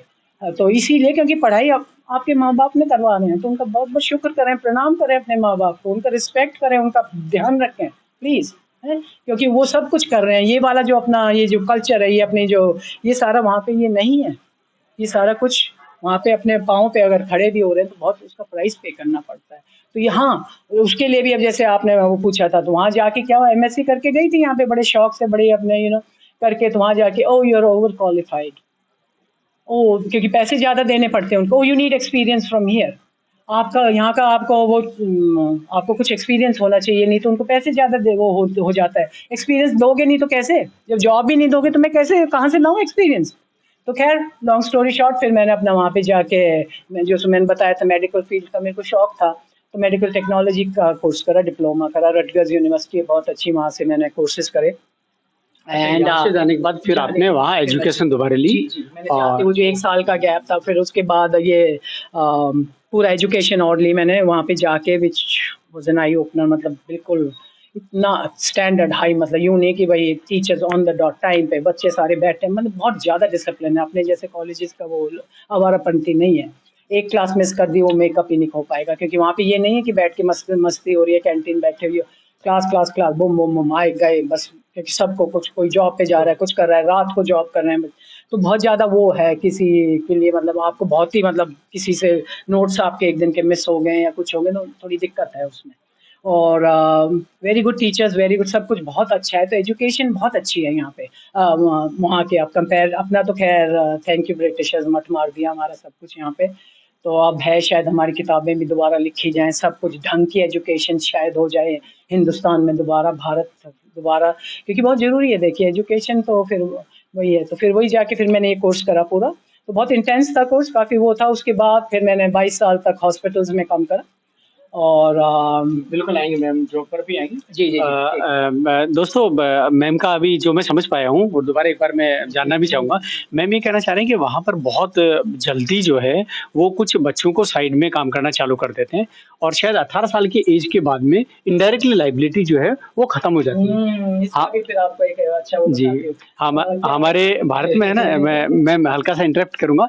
हमारे भारत में क्या होता है, हमारे बच्चों की ज़िम्मेवारी हम अगर मान लीजिए कि 80 एज मान लीजिए मेरी एज है और मान लीजिए मेरे बच्चे 60 की एज है, तो भी मैं उनकी ज़िम्मेवारियों की तरफ देखूँगा, ध्यान रखूँगा, संपत्ति छोड़ के जाऊँगा, उदाहरण की बात है। लेकिन वहाँ इंडिपेंडेंट जो है ना, क्यों मैं यही समझ पा रहा हूँ कि वो इंडिपेंडेंट जल्दी कर देते हैं और वो किसी मायने में तो अच्छा है, लेकिन किसी मायने में ये है कि वो आगे एजुकेशन प्रॉपर नहीं ले पाते हैं। यही रीज़न है कि वहाँ भारतीय जो हैं वो अच्छी पोज़ीशन। हाँ जी, हाँ जी। अच्छा क्या होता है, ये पोस्ट वाली बात ज़्यादा लंबी हो जाएगी। अब जैसे अब है, अब जैसे मैं गई थी, तो हम फर्स्ट जनरेशन के हैं। तो हमें वहाँ पे जाके अपना एस्टेब्लिश होना है, काम करना है, सेविंग भी करनी है, घर भी करना है। वो जैसे आपको पता है भई घर तो होना ही चाहिए टाइप्स वाले, और मेंटालिटी अपनी यही है। तो जाके हम तो दिन-रात एक करके मेहनत करते हैं, ठीक है? फिर डिस्क्रिमिनेशन भी है, चमड़े का जॉब भी ठीक है, जो मिलती है, ठीक है ना? तो म क्योंकि हमने एस्टेब्लिश होना है, फिर हमने अपना कल्चर भी मेंटेन करना है, और वहाँ पे जाके फिर अब बच्चों को आप वो भी नहीं कर सकते, क्योंकि अब सिर्फ इंडियन करते रहोगे तो वो बैकवर्ड कहलाएँगे स्कूल में जाके, ठीक है ना? तो आपको अमेरिकन कल्चर भी उनको देना है, आपको इंडियन भी, आप दिवाली भी मनानी है, आपने क्रिसमस भी मनाना है, आपने थैंक्सगिविंग भी मनानी है, तो बैलेंस करने का वो होता है। फिर आप, क्योंकि वो है कि भई आपको भी नौकरी करनी है, दोनों नौकरी कर रहे हो, आप लोग सब कुछ कर रहे हो, फिर आके दाल, रोटी, सब्ज़ी, झाड़ू, पोछा भी तुम्हीं ने करना है, तो वो तो है, वो वाली तो ये बहुत ज़्यादा वो है, काम बहुत ज़्यादा है, पर क्योंकि हमने एस्टेब्लिश होना है, वहाँ वाले जो हैं, कह लीजिए थोड़े बहुत लेज़ी भी हैं, सब तरह के हैं। देखिए, ये तो नहीं है कि भई सबको मैं ये लेबल दे सकती हूँ, पढ़े-लिखे भी हैं, हाई स्कूल ड्रॉप आउट्स भी हैं, मेहनती भी हैं, वो सब कुछ है, ठीक है ना? तो फिर अब इसलिए हमें जॉब्स मिल जाती हैं, हम क्वालिफ़ाइड वहाँ जा रहे हैं। अब मैंने ये तो कोर्स कर लिया, खूब अच्छी सर्विस मिली मेरे को, मतलब मेरा तो इतना था, रिकॉर्ड था, मतलब सब वहाँ पे यही मैंने नाइट शिफ्ट से शुरू करा। देखिए, मैं नाइट शिफ्ट करती थी, फिर मैंने इवनिंग्स करी, फिर मैं डे शिफ्ट पे आई, फिर सुपरवाइज़र। वहाँ जॉब प्रोफाइल क्या था आपका? मेरा जॉब प्रोफाइल था, जैसे ये अपना क्लिनिकल लैब, मेरी टाइटल थी क्लिनिकल लैबोरेटरी साइंटिस्ट। जो आपके लैब्स होते हैं उसमें जो ब्लड है और जो और दूसरे बॉडी के फ्लूइड्स होते हैं, खून है आपका, और भी जो आपके तत्व होते हैं शरीर के, उसका हम टेस्टिंग करते हैं उस तरफ। तो पूरी बड़ी-बड़ी मशीन्स हैं, खूब अच्छे लैब, साफ-सुथरे। मतलब मैं तो यहाँ आके एक लैब देख लिया था, मेरे को रात को नींद नहीं आई। मतलब इतना वो फ़र्क है क्वालिटी में, स्टैंडर्ड में, अभी बहुत फ़र्क है इन चीज़ों का। अभी भी है? अभी इम्प्रूव हो रहा है, बहुत इम्प्रूव हो गया है। और एक तो मैंने जाके असल में ब्लड बैंक देख लिया था, तो वो तो मतलब मेरे रोंगटे खड़े हो गए थे कि कोई जिंदा रहता कैसे है इंडिया में, जिस तरह से यहाँ काम जो लैब थी वो करके ना। पर ठीक है, तो फिर मतलब विद इन 16 ईयर, 16 साल में मैं लैब मैनेजर बन गई थी, जो कि कभी आज तक हिस्ट्री में नहीं हुआ है। तो उसके बाद फिर मेरी 22 साल मैंने ऐसे करा, प्राइवेट लैब्स भी खोले, कमर्शियल लैब्स भी। तो बड़ा मेरे को वो था, क्योंकि कितने साल आपने टोटल जॉब किया मैंने वहाँ? मैंने 22 साल करा इस वाली फील्ड में, मेडिकल फील्ड में। मेडिकल। तो उसमें फिर क्या था, थोड़ा-सा जैसे हमने वो टच नहीं करी लाइफ़, घर की लाइफ़ थोड़ी ठीक थी, काफ़ी लंबे थे ये 40 साल मेरे लिए। बस इतने में ही बोल के मैं छोड़ देना चाहूँगी, क्योंकि सब छोड़ आई हूँ पीछे। तो सिर्फ़ पॉज़िटिव है ना ज़िंदगी में, नेगेटिव इरेज़ कर दिया। ठीक है, तो थोड़ा-सा लंबा था, तो इसके लिए मेरे को बहुत था। तो फिर मैंने लैब सोसाइटीज़ थी हमारी, बहुत प्रोफ़ेशनल सोसाइटीज़ थी, वो जॉइन करी, क्योंकि वहाँ प्यार मिलता था, रिस्पेक्ट मिलता था। इज्जत थी वहाँ पे, सब कुछ था। तो उसकी वजह से फिर सारी मतलब पूरी न्यू जर्सी में सब जानते थे। फिर मेरा अच्छा, नेचर बड़ा वैसे यही कितना था बड़ा कि है भाई न्यू जर्सी? काफ़ी बड़ा है, बहुत बड़ा है। जैसे 2 घंटे आपको क्रॉस यूँ और यूँ जाने में 2 और 2 लग जाएँ, काफ़ी काफ़ी फैली हुई स्टेट है हमारी। पहाड़ भी थे वहाँ पे, हमारी देखो न्यू जर्सी पे मेरा हमारा तो भारत है। दिल में रचा, वैसे निकल भी दिल में जाता है तो रचा मैं बसा, माफ़ी माँगती हूँ। रचा बसा तो भारत ही है, लेकिन एक जो है तो पहाड़ भी थे, ओशन भी था, बहुत बहुत सुंदर है न्यू जर्सी, बहुत बहुत प्यारी जगह है रहने के लिए। तो उसके बाद फिर क्या था कि ये स्टेट की गवर्नमेंट जॉब आ गया था, फिर उन्होंने खुद ही बुलाया मेरे को कि भाई ये पोजीशन है। और वो मेरी एक जानकारी सोसाइटी की वजह से जानती थी, तो मैं वैसे किसी और पोजीशन के बारे में मिली थी एक सेमिनार में, तो बोली नहीं नहीं ये नहीं है, पर एक और पोजीशन है। तो मैंने उसके लिए इंटरव्यू दिया, तो मेरे लिए क्रिएट करी गई थी, उसका नाम था हॉस्पिटल लैब लिएज़ॉन। तो मैं सारे जो हॉस्पिटल्स थे उस टाइम 72 हॉस्पिटल थे न्यू जर्सी में एक्यूट केयर, और सारे लैब्स का जो था कमर्शियल लैब भी थे उसमें, बड़े बड़े ये रोश है आपका, लैबकॉप, जो सब यहाँ भी आपकी ब्रांचेस आई हुई हैं वो सब वहाँ भी हैं। तो क्वेस्ट है, ये सब उन लैब्स का वो सारा फिर मैं उनको देखती थी अकेली। हॉस्पिटल लैबोरेटरी लिएज़ॉन काम था मेरा। है उनको कुछ ज़रूरत है, कुछ है स्टेट से कुछ चाहिए, तो डिपार्टमेंट ऑफ हेल्थ में मेरा काम था। और दूसरा फिर मेरी और भी टाइटल थी, ट्रेनिंग एंड एक्सरसाइज कोऑर्डिनेटर थी मेरी। तो इसका फिर क्या होता था, एक जब ये 9/11 हुआ था तो काफ़ी झटका लगा था हमें सबको, और इमरजेंसी प्रिपेयर्ड में जो मेरा डिपार्टमेंट होता था new Jersey department of health, ऊपर फिर हम इमरजेंसी प्रिपेयर्डनेस में कहलाते थे। ये भी उसी टाइम बना था, 9/11 के बाद बना ये। तो उसमें फिर एक कोर्स बना था, पूरे अमेरिका में एक कोर्स बना था। फीमा जो है हमारी फेडरल इमरजेंसी मैनेजमेंट एजेंसी, आप फीमा फीमा सुनते हो इसलिए मेरे को एब्रीविएशन अच्छे, यहाँ भी मैं यही पूछती रहती इसका क्या फुल फॉर्म क्या बनता है, क्या है। तो जैसे आप एम्स कहते हो, आपको आधे लोगों को ये नहीं पता होगा। Medical science. हाँ, जैसे आपको पता है पर आधे लोगों को ये नहीं पता क्या उसका, तो वो है खैर। तो फिर ये कोर्स पढ़ाना मेरा जिम्मा था, उसका था ये इसका कि सारे लोग सेम तरह से एक्सरसाइजेज वगैरह करें। तो homeland security exercise and evaluation programme, वो मैं कोर्स पढ़ाया करती थी। तो सब स्टेट से सबसे आया करते थे, न्यू जर्सी मेन था हमारा जहाँ पढ़ाया जाता था, तो उसको मैं करती थी कोर्स भी। तो ये जो एक्सरसाइज की जो मैं बात कर रही हूँ आपकी, ये वाली 1 2 3 4 नहीं है जो हम सुबह सन टू ह्यूमन में करते हैं, उसकी भी अगर टाइम बचा तो बात करेंगे। तो ये एक्सरसाइज है ना आपकी इमरजेंसी प्रिपेयर्डनेस ट्रेनिंग की, तो उससे जिससे पहले कि कुछ हो डिजास्टर, डिजास्टर आपका मैन मेड भी हो सकता है, क्या बोलते हैं हिंदी में, मैंने याद भी करा था, मानव आपदा। आपदा, जो आपदा है आपकी वो आप मानव की भी क्रिएटेड हो सकती है, नेचर तो है ही। देखो इसको जो अब हम इतना इसको नष्ट करते जा रहे हैं, धरती पानी अग्नि जल सबको जो हमने नष्ट करे, तो बदला तो देखो वो तो लेगी अपना, ठीक है। तो ये आपदा चाहे नेचुरल हो प्राकृतिक हो, जैसे अपना हिमाचल और ये सारे पहाड़ जो हिल रहे हैं वो भी यही कह रहे हैं ना हमें अपनी जगह वापस चाहिए। जानवर जो आपके घरों में सब घुसते जा रहे हैं वहाँ पे, मतलब माउंटेन कैट है, लेपर्ड हैं, बेयर्स हैं वहाँ पे शहर में घूम रहे हैं, केंटकी के, हाँ केंटकी में घरों के नीचे जाके सो रहे हैं बेयर्स। वहाँ भी ये हो रहा है क्योंकि जंगल तो छोड़े नहीं ना हमने उनके लिए। उनके घर में हम रह रहे हैं तब वो आएंगे, वो कहाँ जाएंगे बेचारे, वो तो अपने घर में ही आ रहे हैं ना। अब जैसे पानी आता है, बाढ़ आती है, तो वो नदी तो अपने ही रास्ते पे जाएगी ना। अब तुमने वहाँ घर बना लिया तो नदी क्या करे बेचारी, वो जानवर क्या करे बेचारा, जो अब सड़क पे डियर्स मरते हैं वहाँ रोज, मतलब डियर्स तो यूं घूमते रहते सारे में आके, क्योंकि उनके लिए हमने कुछ छोड़ा ही नहीं है। अब बंदर अगर आपके घर में से आपके हाथ से एप्पल उस दिन आके या मेरे हाथ से एप्पल खा गया मेरे हाथ से लेके, तो क्यों, क्योंकि छोड़ा ही नहीं आपने उसके लिए, अब क्या करेगा बेचारा। अब कुत्तों को आप मारते फिर रहे हो सड़क पे, वो कहाँ जाएंगे बेचारे, कोई जंगल छोड़ा नहीं, कुछ भी तो नहीं छोड़ा हमने इन लोगों के लिए। पर चलो खैर ठीक है। तो ये जो आपदा की मैं बात कर रही थी, तो ये वाला कोर्स जो ये पढ़ाती थी जो मैं, ये था कि कैसे तैयार रहो, तो उसकी हम एक्सरसाइज करते थे। तो उसकी तैयारी करने के लिए पूरा वो जैसे ट्रेनिंग होती थी, जैसे अब भी होती है अपनी नेवल वगैरह, आप सुनते हैं कि आपस में वो कर रहे हैं। तो तैयार कैसे रहें, अपना भी बड़ा अच्छा अपना डिपार्टमेंट है यहाँ भी, डिजास्टर प्रिपेयरनेस मिली थी। मैं इनफैक्ट वहाँ से आई थी, यहाँ पे टॉक देने आई थी, नेशनल कॉन्फ्रेंस थी वुमेन की, तो मैंने डिजास्टर प्रिपेयरनेस पे, और मैं दूसरा दिया था मैंने मैं रेकी मास्टर भी हूँ।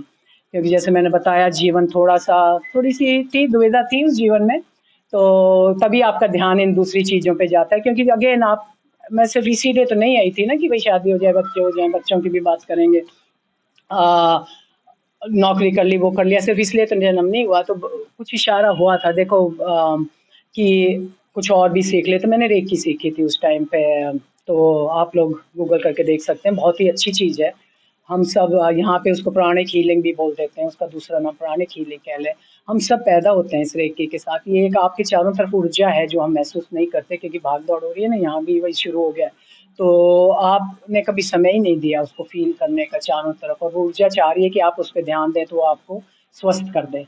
क्योंकि वो भी आपका शरीर चाहता है कि स्वस्थ रहे, वो पूरा अलग एक टॉपिक है। तो मैं पहले भवानी जी से सवाल पूछने दूँगी, फिर दोबारा उस पे आएँगे। तो फिर मैं रेकी मास्टर भी हूँ और उसका मैंने पूरा फ़ायदा उठाया, बहुत मेरे काम आई वहाँ जाके।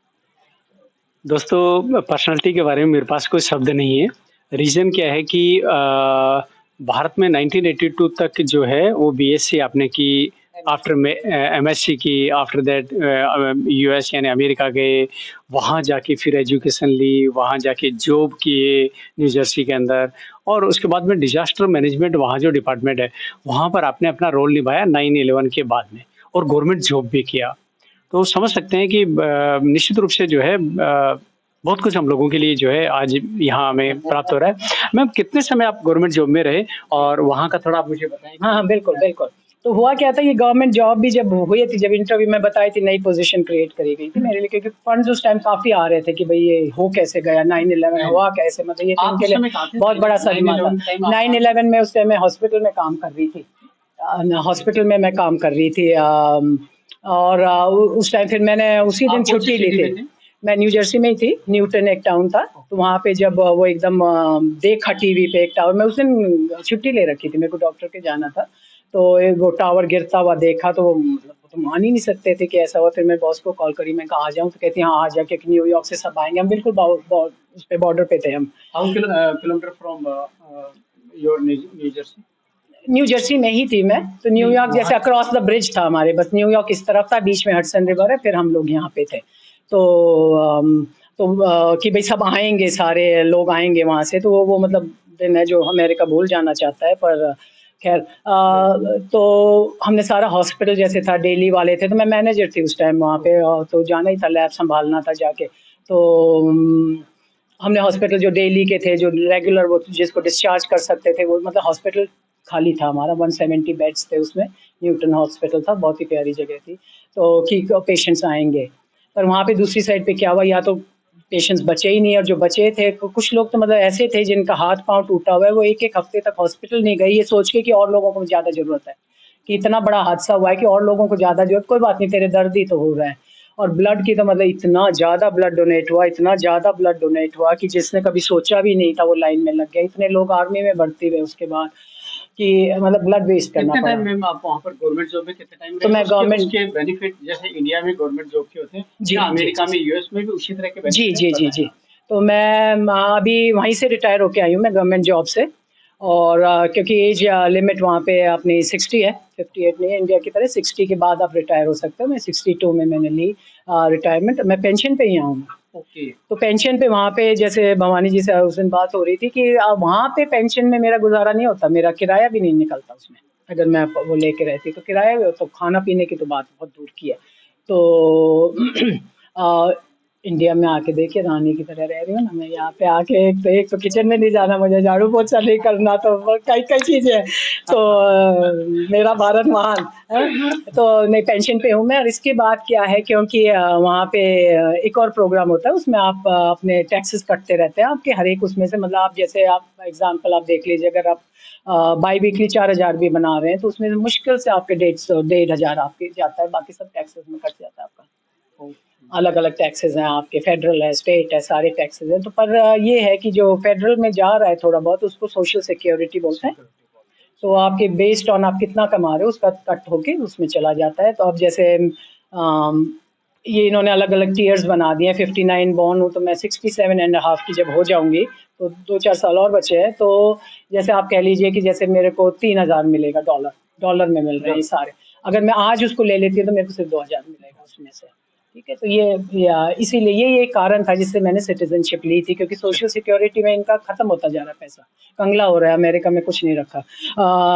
तो ये था कि सिटीज़नशिप नहीं लेती, मतलब आप मानेंगे नहीं, मैं उस दिन रो-रो के पागल हो गई थी, क्योंकि इंडिया की सिटीज़नशिप गिव अप करनी पड़ती है। तो मेरे लिए बहुत ज़्यादा शौक है कि मैं फ़ॉरेनर्स की लाइन में अपनी माँ के ऊपर मैं पाँव रखूँ एज अ फॉरेनर, तो वो मेरे को बहुत ज़्यादा चुभता था। खैर फिर मैंने यही कहा, मैंने कहा इनके पैसे खत्म हो जाएंगे कल को, ये तो सिटीजन्स को ही देंगे, तो ये एक कारण था जो मैंने ली थी उसकी। और तो बस वही है कि ये फिर मतलब लाइफ बहुत कंफर्टेबली यहाँ पे आराम से होएगी, ठीक है, क्योंकि वो सोशल सिक्योरिटी जो मेरी कमाई है किसी और की नहीं है, फिर वो मेरे को मिल जाएगी। पर वहाँ रहने में एक तो ये आपने मेरे को पता है आपने सवाल पूछना है इंश्योरेंस का भी, तो उसमें अब जैसे है अब बिल्कुल कवर कर जी जी जी मैम साहब अभी हमारी बात हो रही थी उसमें ये था कि वहाँ इंश्योरेंस बहुत ज़रूरी है। इंश्योरेंस कंपल्सरी है और उसके बेनिफिट और मजबूरियाँ क्या है?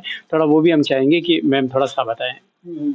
तो अब जैसे है आपने आप देखिए अगर कनाडा में है और एक दो कंट्रीज में और है, वहाँ पे जनरल है इंश्योरेंस, आपको पे नहीं करनी, गवर्नमेंट आपका ध्यान रखेगी।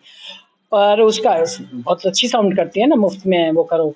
पर उसकी मुश्किल ये है कि भाई इतने ही है ना, हॉस्पिटल तो इतने ही है, सारा स्टाफ इतना ही है, सारा कुछ, अब पॉपुलेशन तो सारी है, तो उसमें क्या होता है आपको बहुत वेट करनी पड़ती है। आपका टेस्ट जो आज होना चाहिए वो आपका 1 महीने के बाद हो रहा है, एक्सरे होना है, वो होना है, वो होना है, तो वो थोड़ा वो ड्रॉबैक्स है। मैंने जाके देखे क्योंकि मेरे रिश्ते से चाची वहाँ पे थी, और कनाडा में होने की वजह से ही मैं ये कहूँगी वो पैनक्रियाटिक कैंसर से उनकी अच्छा। डेथ हो गई उनकी।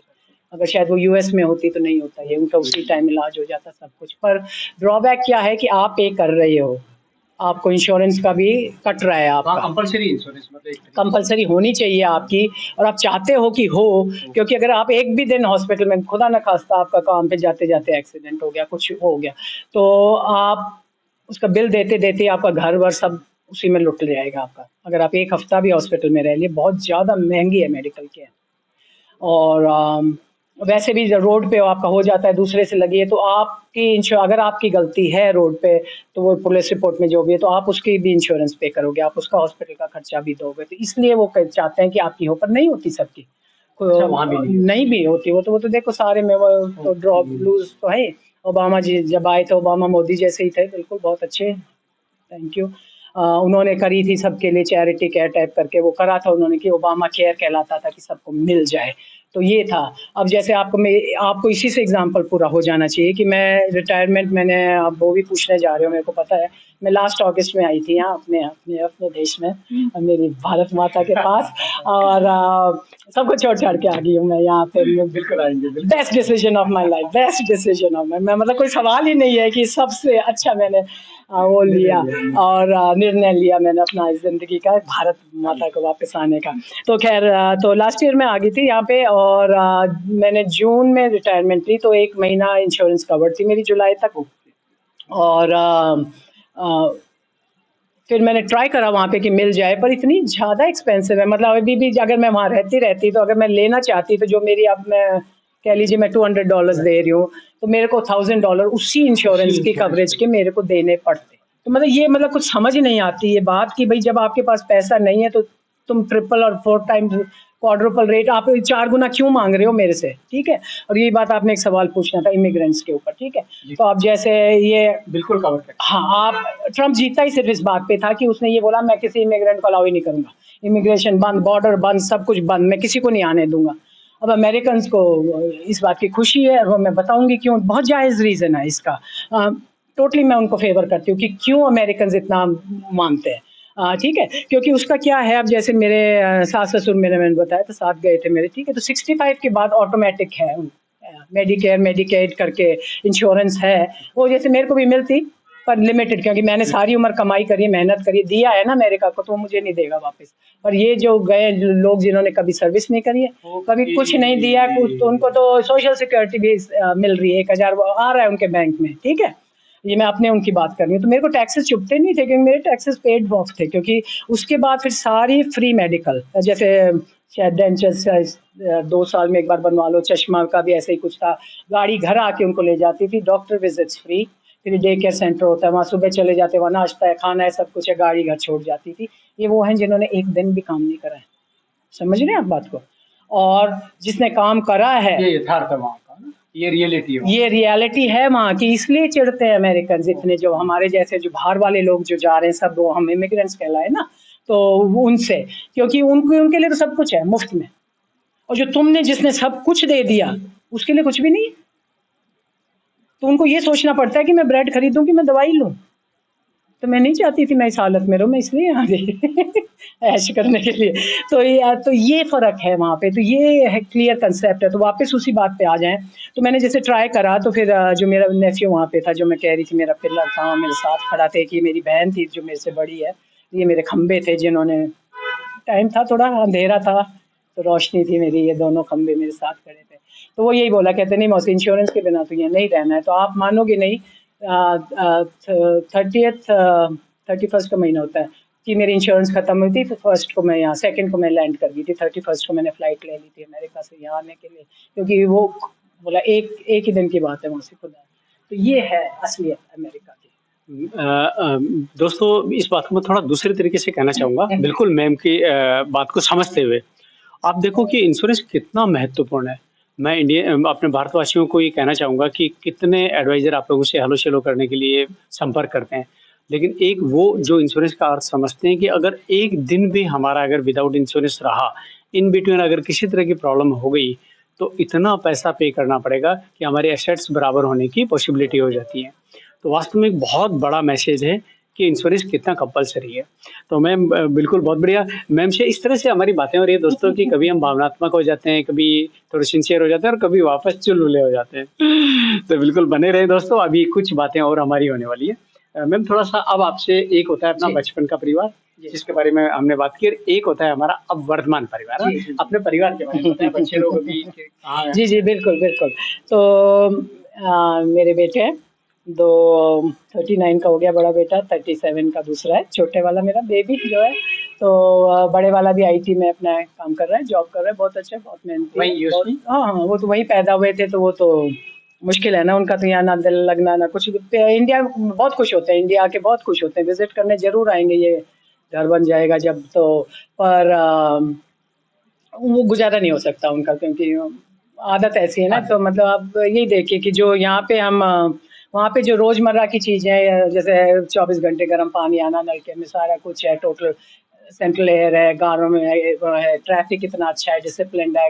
और जॉब पे भी जैसे ऐसे नहीं है जैसे आप यहाँ पे देखते हो कि भई बॉस को खड़े होके वो कर रहे हो, बॉस आके तुम्हें गुड मॉर्निंग बोलेगा, बॉस आके। तो ये बिल्कुल बहुत ज़्यादा रिस्पेक्ट है आपकी, कि आपको बस ये करना है कि भई आप आराम से अब आप रह रहे हो, सब कुछ है, मतलब बिल्कुल। मतलब जैसे कुछ फ़ोटोज़ मैंने सिलेक्ट करी हैं, उसमें आप देखोगे, आप बता नहीं सकते कि मैं अपने बॉस के साथ खड़ी हूँ। रिटायरमेंट पार्टी में भी मतलब वो बहुत ज़्यादा उनके घर गई हूँ, क्रिसमस पार्टी से इकट्ठी। तो वो बहुत आपस में जैसी है ना, दोस्ती रहती है। ऐसा नहीं है कि भई काम काम पे, पर वो आके तुम्हें विश करेंगे, पूछेंगे, सब कुछ है, सारा कुछ बहुत है। तो आपसी का रिस्पेक्ट है, ये वाला नहीं है, बॉस वाला चक्कर नहीं होता वहाँ पे बिल्कुल भी। तो वो है, फिर बाकी फिर आपको प्रूव करना होता है, जैसे मुश्किल है, डिस्क्रिमिनेशन है थोड़ी बहुत, पर एक बार आपने प्रूव कर दिया, तो अब जैसे वहाँ होता था मेरे साथ ज़्यादातर तो यही होता था। अब सारी स्टेट में अब इसकी जॉब हो गई ये वाली। तो मैंने जब जॉब लिया तो मैं यही बोल के गई थी कि भई जैसे जैसे यहाँ गवर्नमेंट का इंप्रेशन सा होता है, भई स्टेट है वो तो बंद है, क्योंकि लैब्स को ज़रूरत पड़ती थी, रिज़ल्ट कुछ कॉल करना होता था, कुछ ऐसे क्रिटिकल वो होते थे। तो वो प्रोटोकॉल थे, पर यूँ कहते थे जब मैं भी उसी दूसरी, तो मैं यूँ कहती थी मैंने डार्क साइड में क्रॉस ओवर कर दिया, बहुत मज़ाक चलता था हमारा ये। तो जैसे वो स्टेट तो बंद हो गई होगी, तो मैंने बोला, मैंने कहा मेरे को ये दूर करना है भ्रम सबका। मेरे को स्टेट को ऐसा बनाना है कि भई ये तुम्हारे लिए है, हम तुम्हारे लिए हैं यहाँ पे। तो ये मेरी जो पोज़ीशन थी हॉस्पिटल लैब लिएज़ॉन की, मैंने इतने शौक से ली थी कि भई मैं ये सारा ये सब का भ्रम दूर करके ये बताऊँ उनको कि भई जब भी आपका दिल करे आप कॉल करो, और मेरे को आप किसी भी टाइम कॉल सकते हो। 24/7 तो मेरा वैसे ही आदत थी, क्योंकि जब लैब में काम करती थी मैनेजर का, तो वो कंडीशन थी कि हमारे 15 मिनट दूर आपका घर होना चाहिए। तो रात को कभी 1 बजे फ़ोन आ जाता था कि ब्लड बैंक में बहुत ज़्यादा काम है, ये हो गया, आप आ जाओ। तो मैं उठ के एकदम फटाक से चली जाती थी, और मेरे को सारा काम आता था, सारे लैब, पूरा लैब मैं अकेले चला सकती थी, क्योंकि रात को काम करा था ना, तो रात और शाम को काम करने का ये फ़ायदा होता है। ये नहीं है कि आप सिर्फ़ हेमेटोलॉजिस्ट हो, आप हेमेटोलॉजी सिर्फ़ उस डिपार्टमेंट में आप काम कर रहे हो, आप केमिस्ट्री में भी करते हो, आप ब्लड बैंक में भी, आप सारे काम कर। तो मेरे को वो ये बहुत फ़ायदा था, इसीलिए जहाँ मैं पहुँची इसी वजह से। फिर वही जहाँ प्यार, रिस्पेक्ट और वो मिल रहा है, तो मैं और हमेशा से ही मैंने एन्जॉय करा अपना काम। तो बच्चों ने जैसे अब जो बेटे हैं अभी दोनों, तो बड़े वाला आईटी में अपना खूब अच्छा काम कर रहा है, संस्कार दे दिए, शादी हो गई उसकी, सब कुछ है। छोटा बेटा गूगल में, तो बहुत ही बचपन से मेहनती, बहुत अच्छा, उसने सब कुछ अपने आप करा, सॉकर खेलता था खूब, खूब गेम्स में, बिल्कुल मतलब जैसे मेरे को मैं दिखती थी उसमें, उसकी शरारतों में, उसमें सब कुछ। बड़े वाला थोड़ा-सा सीरियस था, पर बहुत हाथों से कुछ भी तोड़ के जोड़ दे, बहुत ही दोनों, मतलब बहुत किस्मत है मेरी, बहुत बहुत ब्लेसिंग्स हैं मेरे। तो दोनों बच्चे खूब खुश हैं, और खूब अच्छी शादी हो रही है, सेटल्ड हैं उनके। तो देखो, चिल्ड्रन करेंगे तो ठीक है, नहीं तो मैं यहाँ पे हूँ उनके लिए। अच्छा, अभी और अभी मतलब इजी होंगे।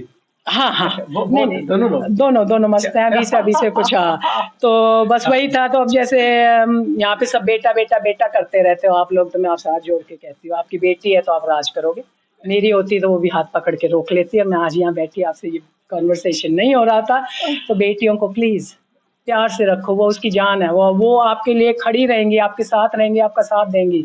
बेटियों की इज़्ज़त करो, बेटियों को प्यार करो, पढ़ाओ बेटी को। अब मैं मोदी जैसी साउंड कर रही हूँ क्योंकि हाँ, बिल्कुल आई किस हिज फुटस्टेप, जहाँ वो चलते हैं ना उनके, तो मैं बिल्कुल बहुत जो कुछ भी कर रहे हैं बहुत अच्छा कर रहे हैं। उन्हीं को वोट देना। ये पता नहीं कहना अलाउड है कि नहीं है, पर ज़रूर कहूँगी मैं। अगर आपको चाहिए, अपना हिंदुस्तान चाहिए, भारत नहीं, कायम चाहिए, तो ढंग से वोट दे देना। आपको पता है कहाँ देना है ज़रूर। ठीक है, चलो दोस्तों इरेज़ कर देंगे इसको, कोई नहीं, चलो। दोस्तों अभी मैम से जो बातचीत हुई, उसमें देखो कितनी बढ़िया जो है बहुत सारे मैसेज हम लोगों को मिले। और एक मैसेज जो विशेष जो मिला, वो मैसेज ये मिला कि यहाँ भारत में जो है, उसमें होता है हम लोग जो कर्मचारी होते हैं ना, उनके साथ बॉस के चैम्बर में जाना एक मुश्किल हो जाता है कि उनसे कैसे मिला जाए। और वहाँ पर आप बता रहे हैं कि जो बॉस हैं वो खुद कर्मचारी के पास आते थे और खुद बात करते थे। तो कहने का मतलब ये हो गया कि एक कितना फ़र्क पड़ता है। मैं तो कहता हूँ कि जो भी कॉर्पोरेट सेक्टर हैं, बड़े जो भी हाउसेज़ हैं, उनको चाहिए कि इस चीज़ को थोड़ा ध्यान दें और वास्तव में अपने कर्मचारियों से आप खुद हेलो करें। देखो उनका मोटिवेशन लेवल कितना बदल जाएगा। मैं किसी तरह का कोई एम्प्लॉयी या कर्मचारी तो नहीं हूँ, एंटरप्रेन्योर हूँ, लेकिन आई कैन अंडरस्टैंड कि अगर कोई आपके सीनियर वगैरह ऐसा कुछ करते हैं तो डेफ़िनिटली बहुत फ़र्क पड़ता है। मैम आपके इस मैसेज के लिए आपको मैं हृदय से जो है आपका आभारी हूँ। हाँ जी, और एक आपका बात और इसी जी। पे मैं दोबारा बोलना चाहूँगी कि जो ये बात थी जिस पे ध्यान आया था, तो बच्चों ने ये बोला, कहते mom you don't want us to be doctors and engineers, क्योंकि क्या होता है अपने हिंदुस्तानी सारे डॉक्टर इंजीनियर बेचारे बच्चों को वो कर रहे हैं। वहाँ पे स्पेलिंग का स्पेलिंग का कंपटीशन होता है, तो सारे इंडियन सारे अपने हिंदुस्तानी बच्चे जीतते हैं क्योंकि माँ बाप सिर पे पूरा प्रेशर डाल रखा है। तो मैंने नहीं, मैं कहा ना मेरे को इंजीनियर बनाना, ना मैंने डॉक्टर बनाना। मैं कहा मैंने हमेशा एंजॉय करा है जो मैं करती हूँ। मैं यही चाहती हूँ आप भी वो जॉब करो जो आप एंजॉय करो। जब आप सुबह उठो तो आपको ये नहीं होना चाहिए हे भगवान काम पे जाना है हाँ। मेरे को, खुशी खुशी जाओ जैसे मैं जाती हूँ। तो जब आप काम को एंजॉय करते हैं तो वो आपके उसमें हर एक रोजमर्रा के काम में, आपकी ड्यूटी में, सब में रिफ्लेक्ट होता है, वो दिखता है। वो आपको कुछ वो बोलने की ज़रूरत नहीं कि मैं काम बहुत अच्छा करता है, कुछ वो दिखता है, साफ दिखता है। आप जैसे आप फ़ोन पे भी आप कभी ध्यान दीजिए, आप अगर स्माइल करके आप बात कर रहे हैं तो दूसरे पर्सन तक स्माइल पहुँचती है आपकी। हाँ, बिल्कुल, पूरी स्माइल आप तक उसकी पहुँच रही है, तो वही बात है। तो आप जब तो यही बात ही हुई, फिर उसके बाद उनकी शादी की बात आई, तो जैसे अपने में होती है अरेंज मैरिज होती है, मेरी भी सॉर्ट ऑफ अरेंज ही थी, बाकी तीनों की तो पक्की अरेंज मैरिज थी, क्योंकि मैं छोटी थी, थोड़ा पापा की लाडली होके मेरे को थोड़ा-सा मिला था, चांस थी मेरे की उससे कर सकती थी मैं। तो अरेंज मैरिज आप अरेंज मैरिज करोगे? मैंने कहा क्यों क्यों करूँगी भई, अपनी लाओ, अपनी ढूँढ के लाओ, अपनी करो, तुम निभाओगे। अब मैं ला के दे दूँगी तो मम्मी ने ये करा, मम्मी मम्मी। मैंने कहा नहीं, मेरे को बिल्कुल नहीं, क्योंकि लाइफ़स्टाइल इतना फ़र्क है ना। अब वहाँ की है, अब मेरी छोटी बहू इटालियन है, बिल्कुल अपने जैसे होते हैं। इटली से है, बिल्कुल अपने जैसे लोग होते हैं, प्यारे लोग। अभी भी मैं उनके टच में रहती हूँ, सब उसके सारे घर वालों के साथ सब कुछ। और बड़ी वाली जर्मन है, खूब अच्छी फिज़िकल, खूब अच्छा ऑफ़िस मैनेजर लग कर रही है, अमित बड़ा बेटा मेरा। तो वो सब क्या है, मिल बाँट के अपना काम करते हैं। तो वहाँ पे पर वैसे जैसे है, लोगों को इंडियंस बहुत पसंद है, लड़कियाँ भी पसंद है, लड़के तो बहुत पसंद है वहाँ पे उन सबको, पर वो वाली बात है। इंडियंस का अच्छा है, मतलब ये बहुत सभी जो ज़्यादा है अच्छा बहुत अच्छा। इम्प्रेशन है, क्योंकि सब मेहनती हैं, सारा जो भी है आप देख लीजिए, वो सब अपने इंडियंस हैं। आप देख लीजिए ना बड़ी कंपनीज़ में कहाँ सब इंडियंस हैं अपने। ठीक है, अब जैसे नूरी है, अपनी है कोक वाली, उनका तो मैं बड़ा रिस्पेक्ट करती हूँ वो, क्योंकि उनके पास कुछ पहनने को नहीं था, वो साड़ी पहन के गई थी इंटरव्यू में। तो ये कमी मेरे को अपने आप में लगी थोड़ी-सी कि मैं झिझक गई कि भई मैं ऐसे मौकों पे, अब जैसे मेरे को अभी बात नहीं करी, वॉलंटियर मैं वहाँ काम बहुत करती थी, तो स्टेट में मेरे को अवार्ड में दिया गया था, कम्युनिटी अवार्ड मिला था मेरे को वॉलंटियरिंग का, क्योंकि मैं रेकी का तो मैंने बताया था आपको, फिर मैं हॉस्पिस भी मैं करती हूँ। हॉस्पिस होता है जब आखिरी दिन आपके आते हैं तो वहाँ पे जाके आप उनके साथ बैठो। एक प्रोग्राम था नो वन डाइज़ अलोन, क्योंकि वहाँ देखिए लोग बहुत अकेले हैं। जो आपके सीनियर होम्स हैं, जैसे अब हमारे भी यहाँ हो रहा है, कितनी दुःख की बात है, मतलब रोना आता है देख के कि वृद्ध आश्रम हिंदुस्तान में हो रहे हैं हमारे। तो ऐसे ही वहाँ भी जो है नर्सिंग होम्स हैं, वहाँ लोग तरस जाते हैं कि कोई 2 शब्द मेरे से बोले, कोई मेरा आके हाथ पकड़े, वो करे। तो वहाँ पे प्रोग्राम होता था, नो वन डाइज़ अलोन एक प्रोग्राम था। तो उसमें ये हॉस्पिस का भी कोई था। अकेला नाम नाम है, तो उसमें क्या होता था, फैमिली कहीं और आ नहीं सकती या फैमिली आना नहीं चाहती। जैसे कोविड में हुआ था, यहाँ पे हुआ था ना अपने कोविड में भी, कितना मतलब कोविड क्या क्या सिखा गया अपने को, है ना। एक तो मतलब अमेरिका में मरे, हिंदुस्तान में नहीं मरे, कितनी कितनी कमाल की बात थी। Thank you Modi ji again. और सब वहाँ पे मेरा मजाक बनाते थे, इंडिया ये इंडिया, ये इंडिया वो, देखेंगे कोविड में क्या होगा, क्या क्या, मतलब मैं इतना सर उठा के वहाँ पे घूमती थी। मैंने कहा आप बताओ कहाँ कौन मर रहा है, यहाँ मर रहे हैं कि वहाँ मर रहे हैं तुम्हारे, क्या इंडिया ने मतलब कमाल कर दिया। मतलब छाती मेरी चौड़ी हो जाती है, चौगुनी आठ गुनी जो भी कहो, जो कोविड में अपना इंडिया में जो अपना भारत में जो मोदी जी ने करा, जो अपने करा, गलतियां हुई देखिए, पर पहली बार हुआ था ना, ये तो कोई बात नहीं, उनको ओवरलुक करना पड़ेगा, हमें उनको इग्नोर करना पड़ेगा, पर जो करा है मतलब इतनी पॉपुलेशन के साथ जो करा, कमाल है, बिल्कुल कमाल। और क्या सिखाया कोविड ने, प्रणाम, हैंडशेक नहीं, हाथ धो, खाने से पहले हाथ धो, वो कि क्या नहीं सिखाने आया था कोविड हमें। और अब देखिए हम भूल गए, प्लीज याद रखें उसको, कभी मत भूलिए कोविड को, अब ध्यान रखिए क्योंकि इससे और खराब चीजें आने वाली हैं। खैर उसकी मैं बात अभी नहीं करूंगी। हाँ जी, तो हम क्या बोल रहे थे। मैम ये कहना चाह रहे हैं कि बड़ा तकलीफ होती है जब भारत में वृद्धाश्रम के बारे में बात होती है या वहाँ लोग होते हैं, और कितना मतलब एक क्रिटिकल समय होता है जब कोई व्यक्ति पूरे जीवन काम करने के बाद में और वो अलोन हो जाता है, अकेला हो जाता है और वृद्धाश्रम में जाता है। तो मैं तो यही कहूँगा कि कम से कम अपने मम्मी पापा का ध्यान रखें। मैम का बहुत अच्छा मैसेज है। मैम ऑल ओवर आपका यूएस का एक्सपीरियंस बताएं, फिर हम लोग थोड़ा सा। हाँ जी, हाँ जी। तो ओवरऑल मैं बस यही कहूँगी कि जॉब अच्छा था, सब कुछ अच्छा था, लाइफ थोड़ी टफ थी, ठीक है। और सब कुछ था, गार्डन था मेरा, बहुत सुंदर घर था, सब कुछ था, इतने शानदार दो बेटे, बिल्कुल कमाल। ऑल ओवर आपका जो वहाँ जर्नी जो 42 ईयर है अच्छी रही, मतलब आप जी, मिक्स्ड फीलिंग्स थी, ठीक था। पर अब यही था कि शुरू में जाके ये भी फिर गुरुजी ने आके सिखाया, क्योंकि मैं तिरस्कार करती थी हमेशा, जैसे आपको मेरी बातों से ही पता चल रहा है कि अमेरिका की खास अहमियत नहीं है मेरी ज़िंदगी में, जबकि सब कुछ दे दिया मैंने अमेरिका को, अपने सारी साल तो दे दिए, पर उसका मैंने नमक खाया, पर मेरे मन में वो वाली फीलिंग नहीं थी। तो फिर मैं अब उसको क्षमा मांग कर धरती माँ से, वहाँ की धरती से भी क्षमा मांगी मैंने। फिर यही बोला मैंने कि आप मेरी कर्म भूमि हो, क्योंकि सब काम तो वहीं जाके करा। तो मैं, अमेरिका मेरे लिए फादरलैंड है, जैसे ये मेरी माँ है जिसके लिए मैं वापस आई इसकी सेवा करने के लिए, तो ये मेरी मदर है, ये मेरी जननी है, ये मेरी जन्म भूमि है, ये मेरी माँ है, वो फादरलैंड था, मेरे पिता थे, अमेरिका मेरा पिता था। तो इसीलिए कि क्योंकि वहाँ का नमक खाया, तो देखिए वो आपको होनी चाहिए, क्योंकि आप ये याद हम रखें, इसका हिंदी का ट्रांसलेशन पता नहीं क्या होगा, attitude of gratitude will take you to high altitudes.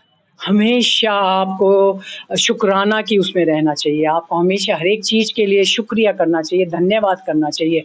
आपको ये शरीर मिला है, आपको ये जन्म मिला है, आज आप उठे हो, कितना है हमारे लिए उसका शुक्रिया करने के लिए। तो आप हर एक चीज़ में शुक्राना करें। तो जब आप ये करते हैं, आपका ज़बान से आपके निकलता ये है कि भवानी जी आपके टाइम के लिए शुक्रिया, आपने इतना इसके लिए होमवर्क करा, आप इधर आए, आप ये समय मेरे को दे रहे हैं, आपका बहुत बहुत शुक्रिया। बात बात में शुक्रिया, खाना खाओ तब शुक्रिया, जो आपके लिए खाना वहाँ टेबल तक लाए, जिसने आपके लिए उगाया बनाया लाए, उन सब का शुक्रिया करेंगे तो आप आराम से, मतलब क्योंकि जो प्रकृति है वो तो चाहती है, उसको ये अच्छा लगता है जब आप उसका धन्यवाद कर रहे हैं, आप इतने ग्रेटिट्यूड है, आप ग्रेटफुल हैं, आप खुश हैं, आप उसको हिंदी के कई बार वर्ड्स अटक जाते हैं मेरे, आप इतनी ज़्यादा उसको ग्रेटिट्यूड शो कर रहे हैं, तो वो प्रकृति फिर कहती है इसको तो ये अच्छा लगता है, इसको और दिए जाए। आपने सुना है ये कि 100 दे लख बनाई, आप 10 दोगे तो आपको कितना ज़्यादा मिलेगा, ये नियम है और ये नियम सच है, ये नियम बिल्कुल, मतलब आप थोड़ा सा देते हो तो वो और आपको और देता है। इसीलिए हमेशा सकारात्मक ही ऊर्जा बाहर भेजें, क्योंकि ऊर्जा आप ये जान लें 2 ही तरह की होती है, सकारात्मक नकारात्मक। एनर्जी को ना आप डिस्ट्रॉय कर सकते हो ना आप बना सकते हो, जो है। तो आप अगर अच्छा सोचेंगे और आपने वही सोचना है जो आप चाहते हो, इस बात की आप गांठ बांध लो। अगर आप आज एक चीज़ मेरे स्टॉक से कुछ सीखते हो तो वो ये है कि जो आप सोचते हो वही होगा, और वही सोचो जो आप चाहते हो।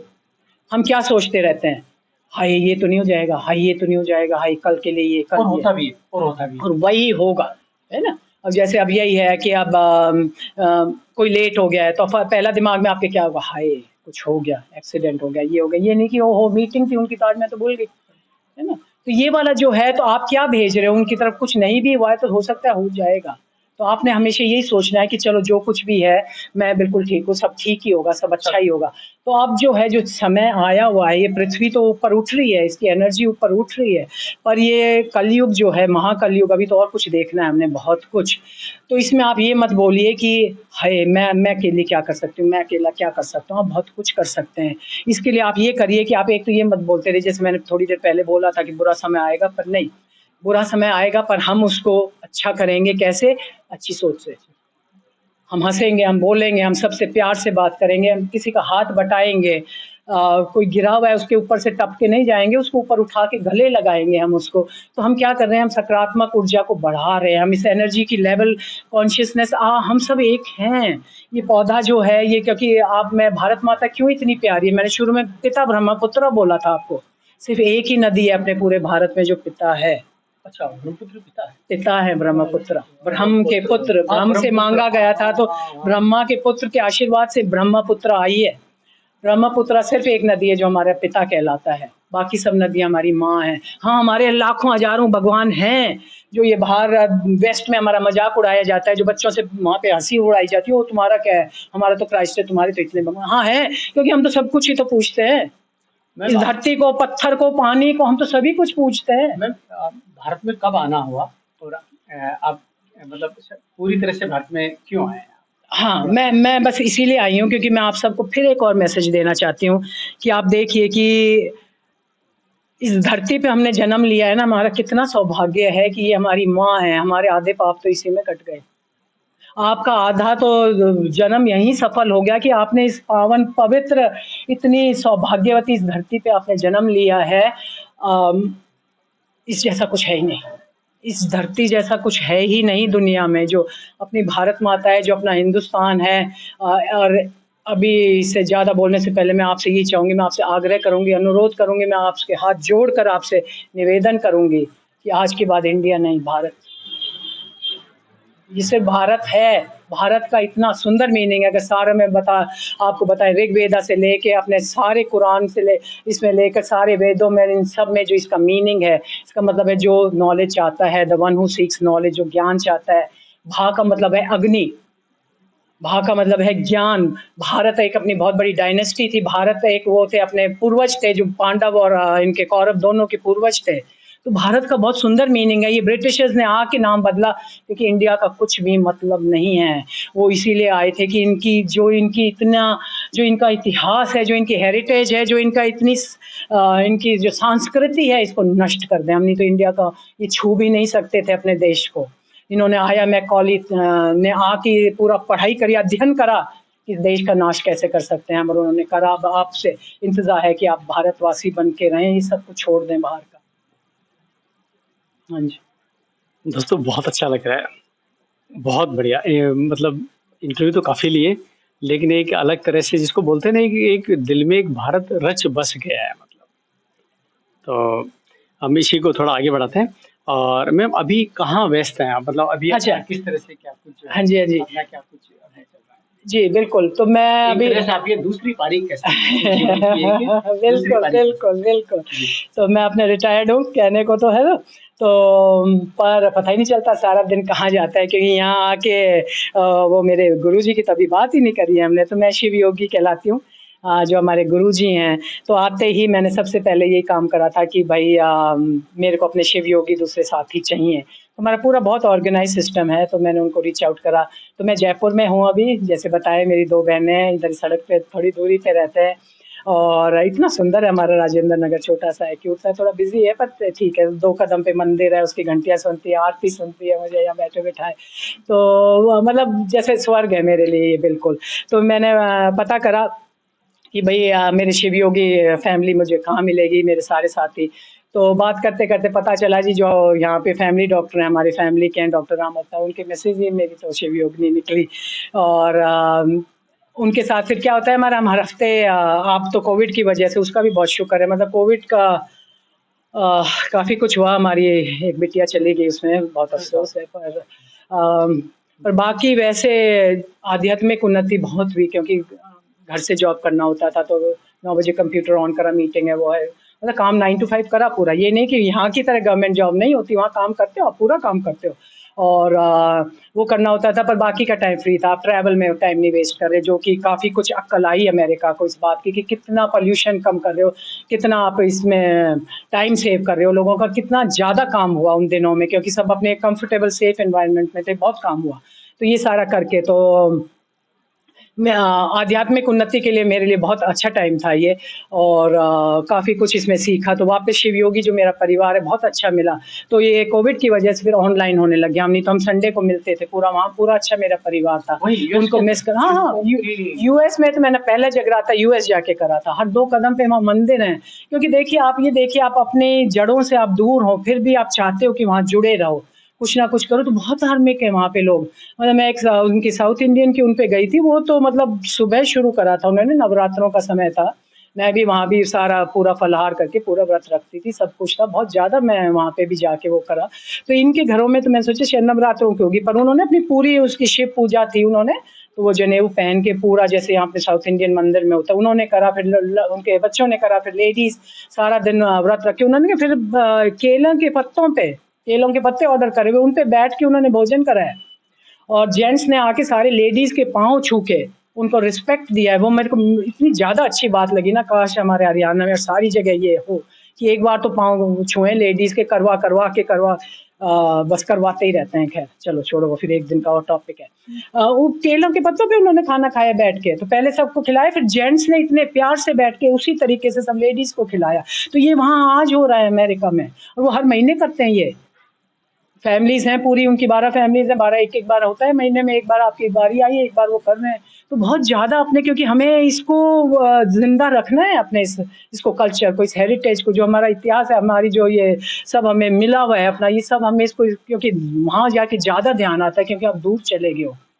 तो वहाँ जाके वहाँ का पूरा बैलेंस आप कर रहे हो, वहाँ का भी निभा रहे हो पूरा फर्ज, और ये सब भी कर रहे हो। तो वहाँ जाके तो बहुत, अभी जो सबसे बड़ा जो मंदिर है जो आजकल व्हाट्सएप पे आप लोग देख रहे हो, वो मेरे को घर से थोड़ी दूरी पे ही था, मेरे को दिखता था उसका पूरा अपना स्वामी नारायण का टेम्पल है बैप्स का।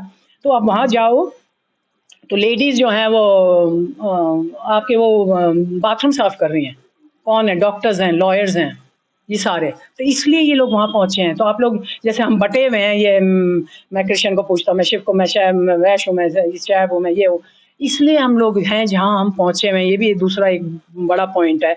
पर ये लोग क्या करते हैं, सारे मिल के वो करते हैं, इसीलिए इतना बड़ा मंदिर बना पाए। बहुत ही ज़्यादा सुंदर मंदिर है, मतलब बाहर आप देखिए पूरा रेड मार्बल का, वही इतना सुंदर है उसकी।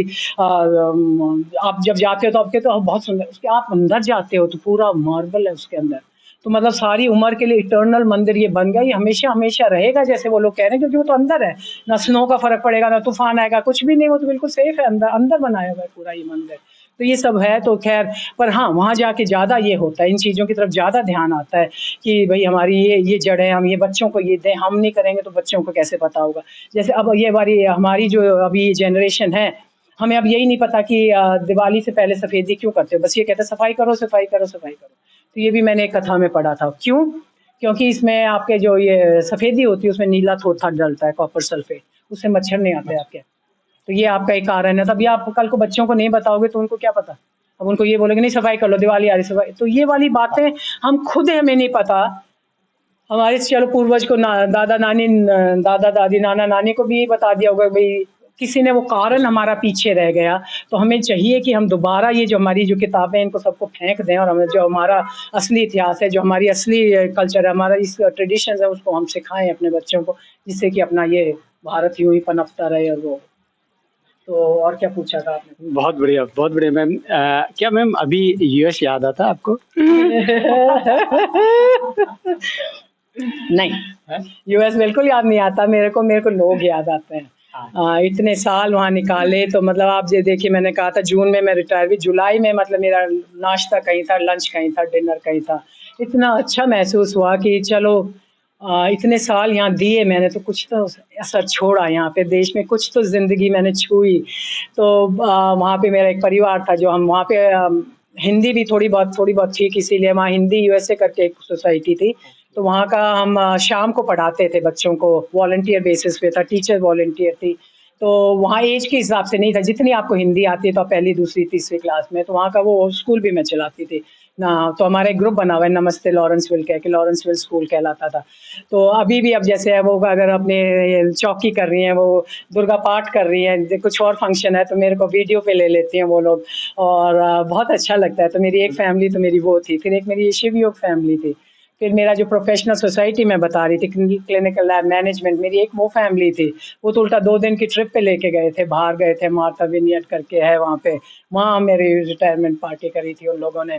तो ये मेरे बहुत सारे वहाँ पे जो हैं मैं परिवार पीछे छोड़ आई हूँ वहाँ पे जाके। बाकी तो जो थे सारे जो फ्रेंड्स थी, सब कुछ था, तो वो बहुत याद आते हैं। आप सबको आई सेंड यू लव, अगर आप सुन रहे हो भेजोगे, I will send you the link, तो आप लोग सब देखना। I miss you, I love you, thank you for the lovely times, आप मेरी फैमिली हमेशा रहोगे। तो ये तो मेरा अमेरिका है। बहुत कुछ दिया अमेरिका में, देखिए इतने शानदार 2 मेरे बेटे दिए उन्होंने, परिवार दिया, सब कुछ दिया, इतने अच्छे शानदार साल दिए, बहुत कुछ सिखाया मुझे। रेकी मास्टर बन के आई मैं, वहीं से तो बन के आई थी कभी रेकी कभी मास्टर। जाते रहेंगे यूएस? जी हाँ, जाना पड़ेगा मेरे को थोड़ा बहुत करने के, हाँ थोड़े फाइनेंसेस बनाए, कुछ थोड़ा बहुत जाऊंगे। बेटे तो हैं ही ना, उनको तो बस देखो यही होता है, अब गूगल वाले की और दूसरे की भी छुट्टियां पे छुट्टियां हैं, वो हर साल लूज होती जा रही है, कम होती जा रही है। पर अगर अब आए तो भाई 3 हफ्ते के लिए तो आओ कम से कम। अब मैं कह देती हूँ तो माँ फिर वो वाला आ जाता है, बिल्कुल टिपिकल, क्योंकि छुट्टी लेने में दिक्कत है। वो यूं कहेंगे 3 हफ्ते अगर आपके बिना काम चल सकता है तो आपकी जरूरत नहीं है हमें। ये देखिए ये है वहाँ पे इन कंपनीज में। मेरी ये थी कि जब मेरे को इंटरव्यू भी जब मेरा हुआ था, मैंने ये बोला था मैं इंडिया जाऊंगी 5 हफ्ते के लिए जाऊंगी, तो ये मेरे रिटर्न कॉन्ट्रैक्ट में था, मैं को उससे कम नहीं जाऊंगी, जाऊंगी मैं खूब जाऊंगी। तो जब मम्मी पापा की थोड़ी एज हो रही थी, देखिए रह तो नहीं पाई, एमएससी वगैरह के टाइम रही, बहुत किस्मत मेरी, पर उसके बाद फिर मैं आती रहती थी, काफी आई थी। तो कुछ ऐसे दौर भी थे जब 5 साल तक नहीं आने दिया गया था, कोई शादी नहीं अटेंड करी, बच्चे सारे बड़े हो गए मेरे बिना। तो वो काफ़ी कमियाँ मेरे को अभी पूरी करनी है, इसीलिए आपने पूछा था क्या करते हो? तो मेरा सुबह से शाम तक मेरे को नहीं पता कहाँ टाइम जाता है। मेरा यहाँ एक नया परिवार जुड़ गया है, वो है मेरा सन टू ह्यूमन करके है प्रोग्राम, अभी मई में ही जोड़ा मैंने। और शिव योग का करते थे, हमारा योगा ऑफ इमॉर्टल्स है शिव योग में, बहुत अच्छा, उसमें आप एक्सरसाइज कर रहे हो, मैं ध्यान कर रहे हो, तो बहुत अच्छा प्रोग्राम है हमारा। बाबा जी आपकी, मेरे गुरु जी की बस उनकी वजह से दूसरा जीवन मिला है, उन्होंने उनका बस एक ही वो है कि आपका जीवन दुख उठाने के लिए नहीं हुआ है। उनकी सेइंग्स के साथ मैं एंड करूंगी, क्योंकि वो बहुत कुछ मैं जहाँ बैठी हूँ आज, वो मेरे बाबा जी की वजह से, मेरे गुरु जी, उसमें एक फोटो भी आप ध्यान से देखेंगे तो उनके साथ बैठी हूँ, उनका आशीर्वाद मिला, बहुत किस्मत है मेरी। तो मेरी जिंदगी उन्होंने बदली है, दूसरा जन्म दिया, तीसरा जन्म अब है जब मैं इंडिया में आई हूँ। तो ये सन टू ह्यूमन वाली जो है ये डेमोन्स्ट्रेशन दे रहे थे, बहुत बड़ा शिविर लगा था मई में। अगला अगला शिविर है मई 30 तारीख से शुरू है, तो उसके लिए भी नोट कर लीजिए किसी को इंटरेस्ट है। तो उसमें हम क्या करते हैं कि वो जब शिविर बहुत अच्छा रहा था तो उसके बाद सब लोग कहने लगे कि हमें कंटिन्यू करना है। तो सुबह या नर्सरी पार्क, बहुत पार्क्स में चलता है, तो हम वहाँ जाते हैं, वहाँ म्यूजिक चलता है, वहाँ वो होता है। तो उसका मेन थीम ये है कि लोक लाज तज के, तो हम लोग कोई परवाह नहीं करते, पूरा पार्क में म्यूजिक लगता है, डांस होता है, योगा है, बहुत अच्छी एक्सरसाइजेज हैं। तो इसका मेन प्रिंसिपल है प्रयोग करें, प्रवचन नहीं प्रयोग। तो ये सारा ओशो का और ये सारा मिल मिला के जो गुरु जी हैं उन्होंने ये हमें ये प्रोग्राम बनाया है, तो ये बहुत अच्छा है। तो आपसे उस दिन मेरी बात हो रही थी, तो जो जो कुछ मेरे साथ हुआ वहाँ पे मैं करके, तो मैं ये चाह रही थी कि वुमेन के लिए, मैं वुमेन एम्पावरमेंट पे मैं बात करूँ, वो सब्जेक्ट बहुत क्लोज है, तो वो मैं अब कर पा रही हूँ। क्योंकि आप लोग अगेन फिर ये ध्यान रखिए कि आप पूजा पाठ जरूर करें, मांगे भगवान से, पर अगर वो नहीं मिलता तो आप ये सोच के रखिए कि वो देगा जो आपको जरूरत है। जो आप मांग रहे हो वो हो सकता है मिले ना मिले, he gives you what you need, not what you want.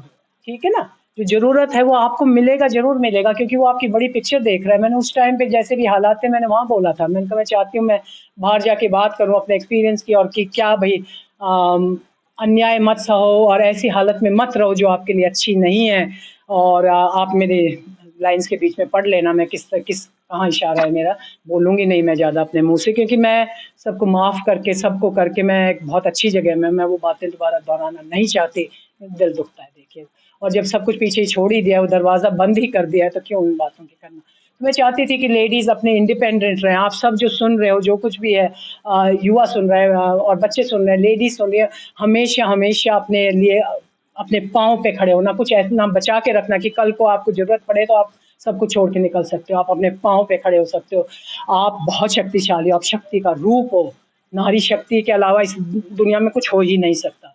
तो आप बहुत बहुत पावरफुल हो। जैसे मैं रोज सुबह हमारा सेशन चलता है, तो हमारे हैं लीड करने वाले हैं राजी, उनका मैं सपोर्ट करती हूँ।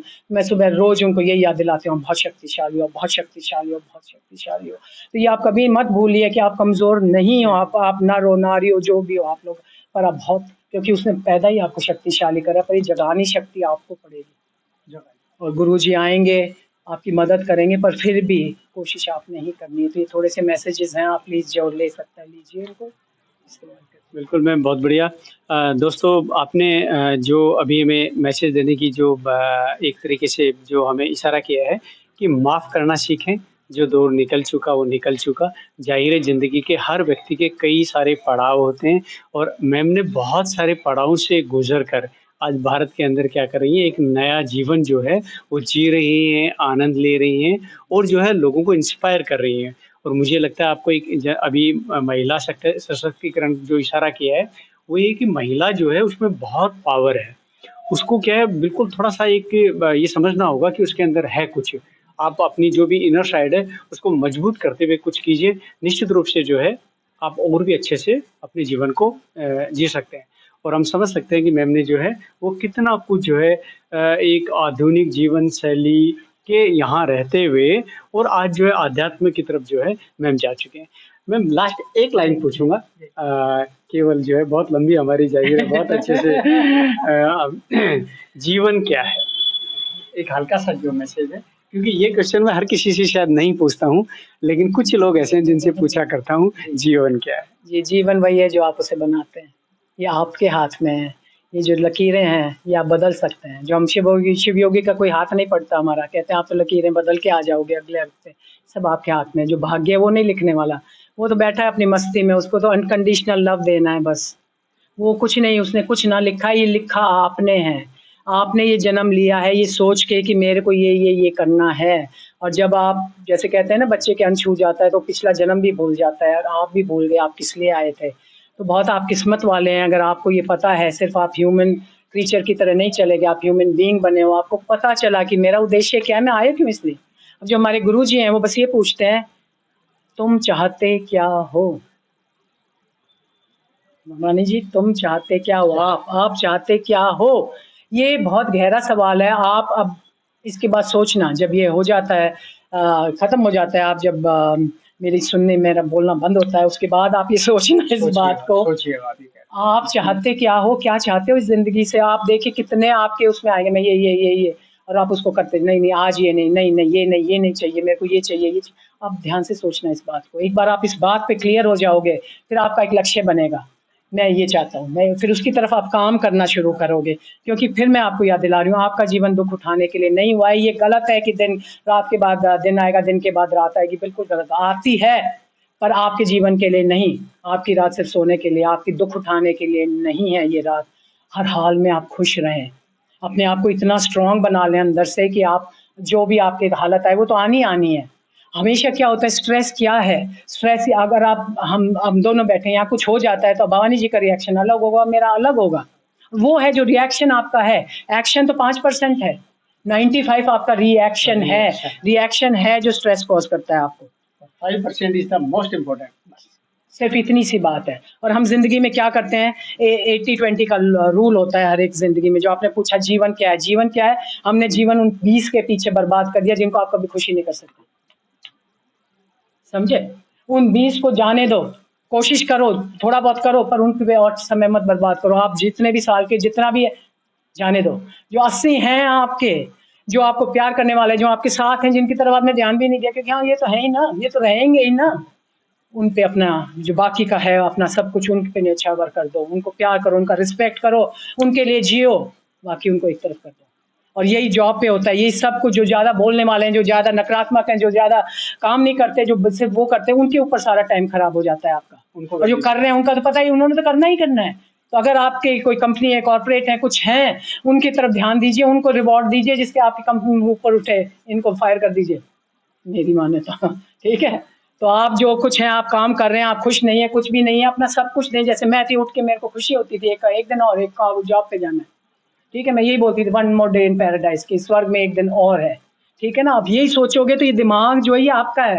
और एक मेन बात मैं आपसे ये बोलना चाहूंगी कि ये शरीर आप नहीं है, ये मन भी आप नहीं है। शरीर आपका है, मन भी आपका है।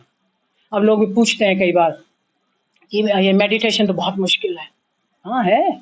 इस बंदर को, ये बंदर बैठा है आपका यहाँ, इस बंदर को आज तक तो ट्रेन करा नहीं। 5 मिनट तो आप बैठे नहीं और आप कह रहे हो कि मैं तो मेडिटेशन करना है। कैसे करोगे आप मेडिटेशन? आप नहीं कर सकते। धीरे धीरे करो। अब लोग आप 5 मिनट भी करेंगे तो ये कोई मेडिटेशन और योगा वो क्लास नहीं है, पर फिर भी आप देखिए, मेरी बात ध्यान से सुनना। 5 मिनट की अलार्म लगा के आप बैठ जाइए शांति से, वो आपका टाइम है, ठीक है? और आप देखिए वो 5 मिनट में भी आपके जो ख्याल कभी नहीं आए थे, जैसे अभी ये चल रही होती कॉल, तो वो कॉल आएगी जो किसी ने कभी याद ही नहीं करा 10 साल में, आज फोन करेंगे क्योंकि डिस्टर्ब नहीं करना अभी। तो ये सारा, ये मन को आपने कभी ट्रेन नहीं करा, इसे आप कंट्रोल करो।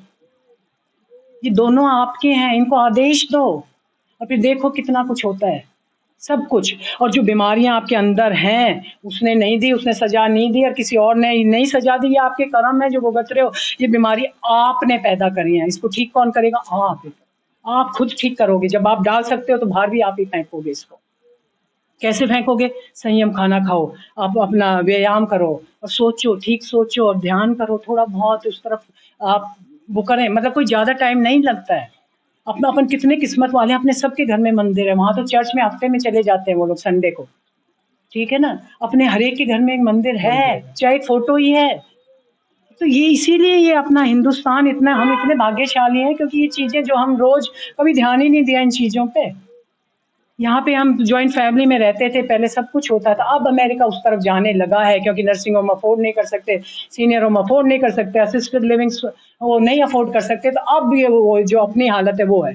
पर वहाँ पे क्या है, वो जो केयर गिवर है, जो देने वाला है, उसके दिमाग में तो ये नहीं ना। हमारे तो क्या होता है कि हाँ भाई कल को बच्चे करेंगे, बच्चे को ये कि हाँ भाई ध्यान रखना है। ये हमारी संस्कृति है, ये हमारे रोज की, मतलब ये हमारे दिमाग में डाला गया है। जैसे बेटी के दिमाग में ये डाला जाता है कि 4 पे गई है, अंदर 4 पे ही वापस आएगी ससुराल में से। यही होता था ना, पालकी में जाते थे कि अर्थी पे आएगी। ये हमारे दिमाग में डाली जाती थी ये बातें।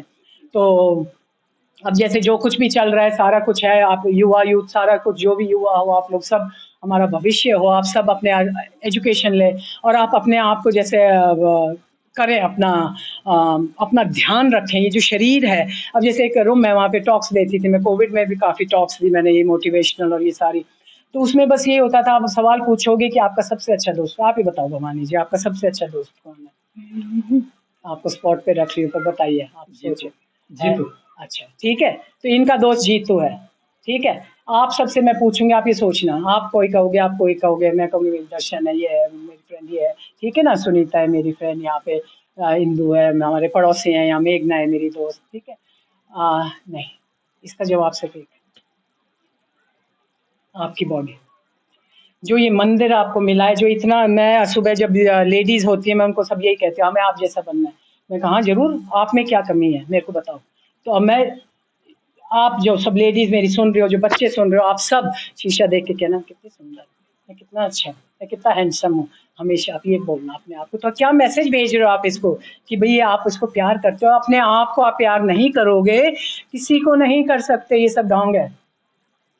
आप ये कह रहे हो आई लव यू, गलत है। आप अपने आप को प्यार करना सीखें पहले। इस शरीर का जो इतना सुंदर मंदिर मिला है, ये जो रथ मिला है आपको, जिसके अंदर ये आत्मा, जो आपका असली जो स्वरूप है, जो उसका अंश है, परम आत्मा हो आप, उसका अंश आपके अंदर बैठा है, उसका ये रथ है, उसका ये मंदिर बना हुआ है उसको बचाने के लिए। तो आप इसका ध्यान रखें। आपका सबसे अच्छा दोस्त ये शरीर है। आप सोच के देखो, आप पैदा किस में हुए थे? शरीर में। आत्मा बाद में आई थी। आपके साथ कौन देता है पूरी उम्र? शरीर। छोड़ के कौन जाता है इसको? शरीर तो नहीं गया, आत्मा जाती।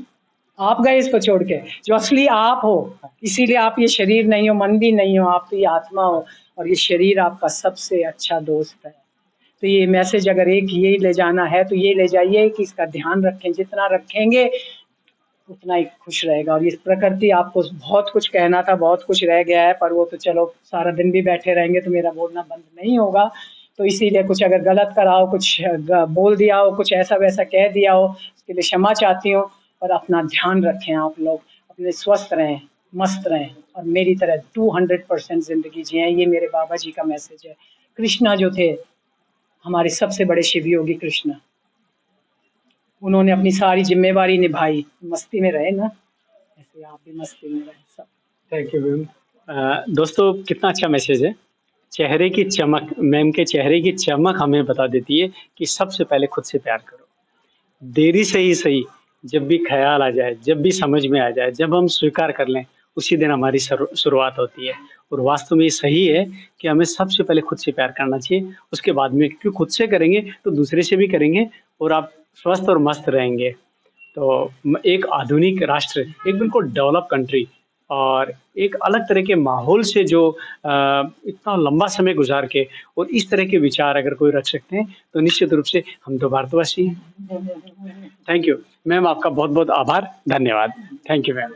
मैं बस सबको अपने, मेरी सोफिया की जो फ्रेंड्स हैं, अजमेर की सोफिया का मेरा ग्रुप है, सेवा फाउंडेशन है, सन टू ह्यूमन में से जो कुछ मैंने सीखा है, और बाकी वहाँ पे CLM में मेरे जो अपना था, अपना पूरा हिंदी USA नमस्ते लॉरेंस में सारी मेरी सहेलियाँ, सारे मेरे दोस्त और सब जिन जिनको ये लिंक जाएगी, आप सबका बहुत बहुत शुक्रिया मेरी ज़िंदगी में होने के लिए।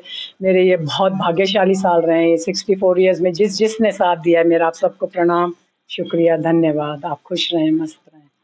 Thank you ma'am. Thank thank you, you, हृदय से धन्यवाद। Thank you. दोस्तों अगर चैनल सब्सक्राइब नहीं किया हो तो ज़रूर कर लीजिएगा, बटोही विज़न के नाम से, जिसे इस तरह की जो भी शख्सियत हैं उनसे मैं रूबरू करवा सकूँ। आप सबका बहुत बहुत धन्यवाद, आभार, धन्यवाद।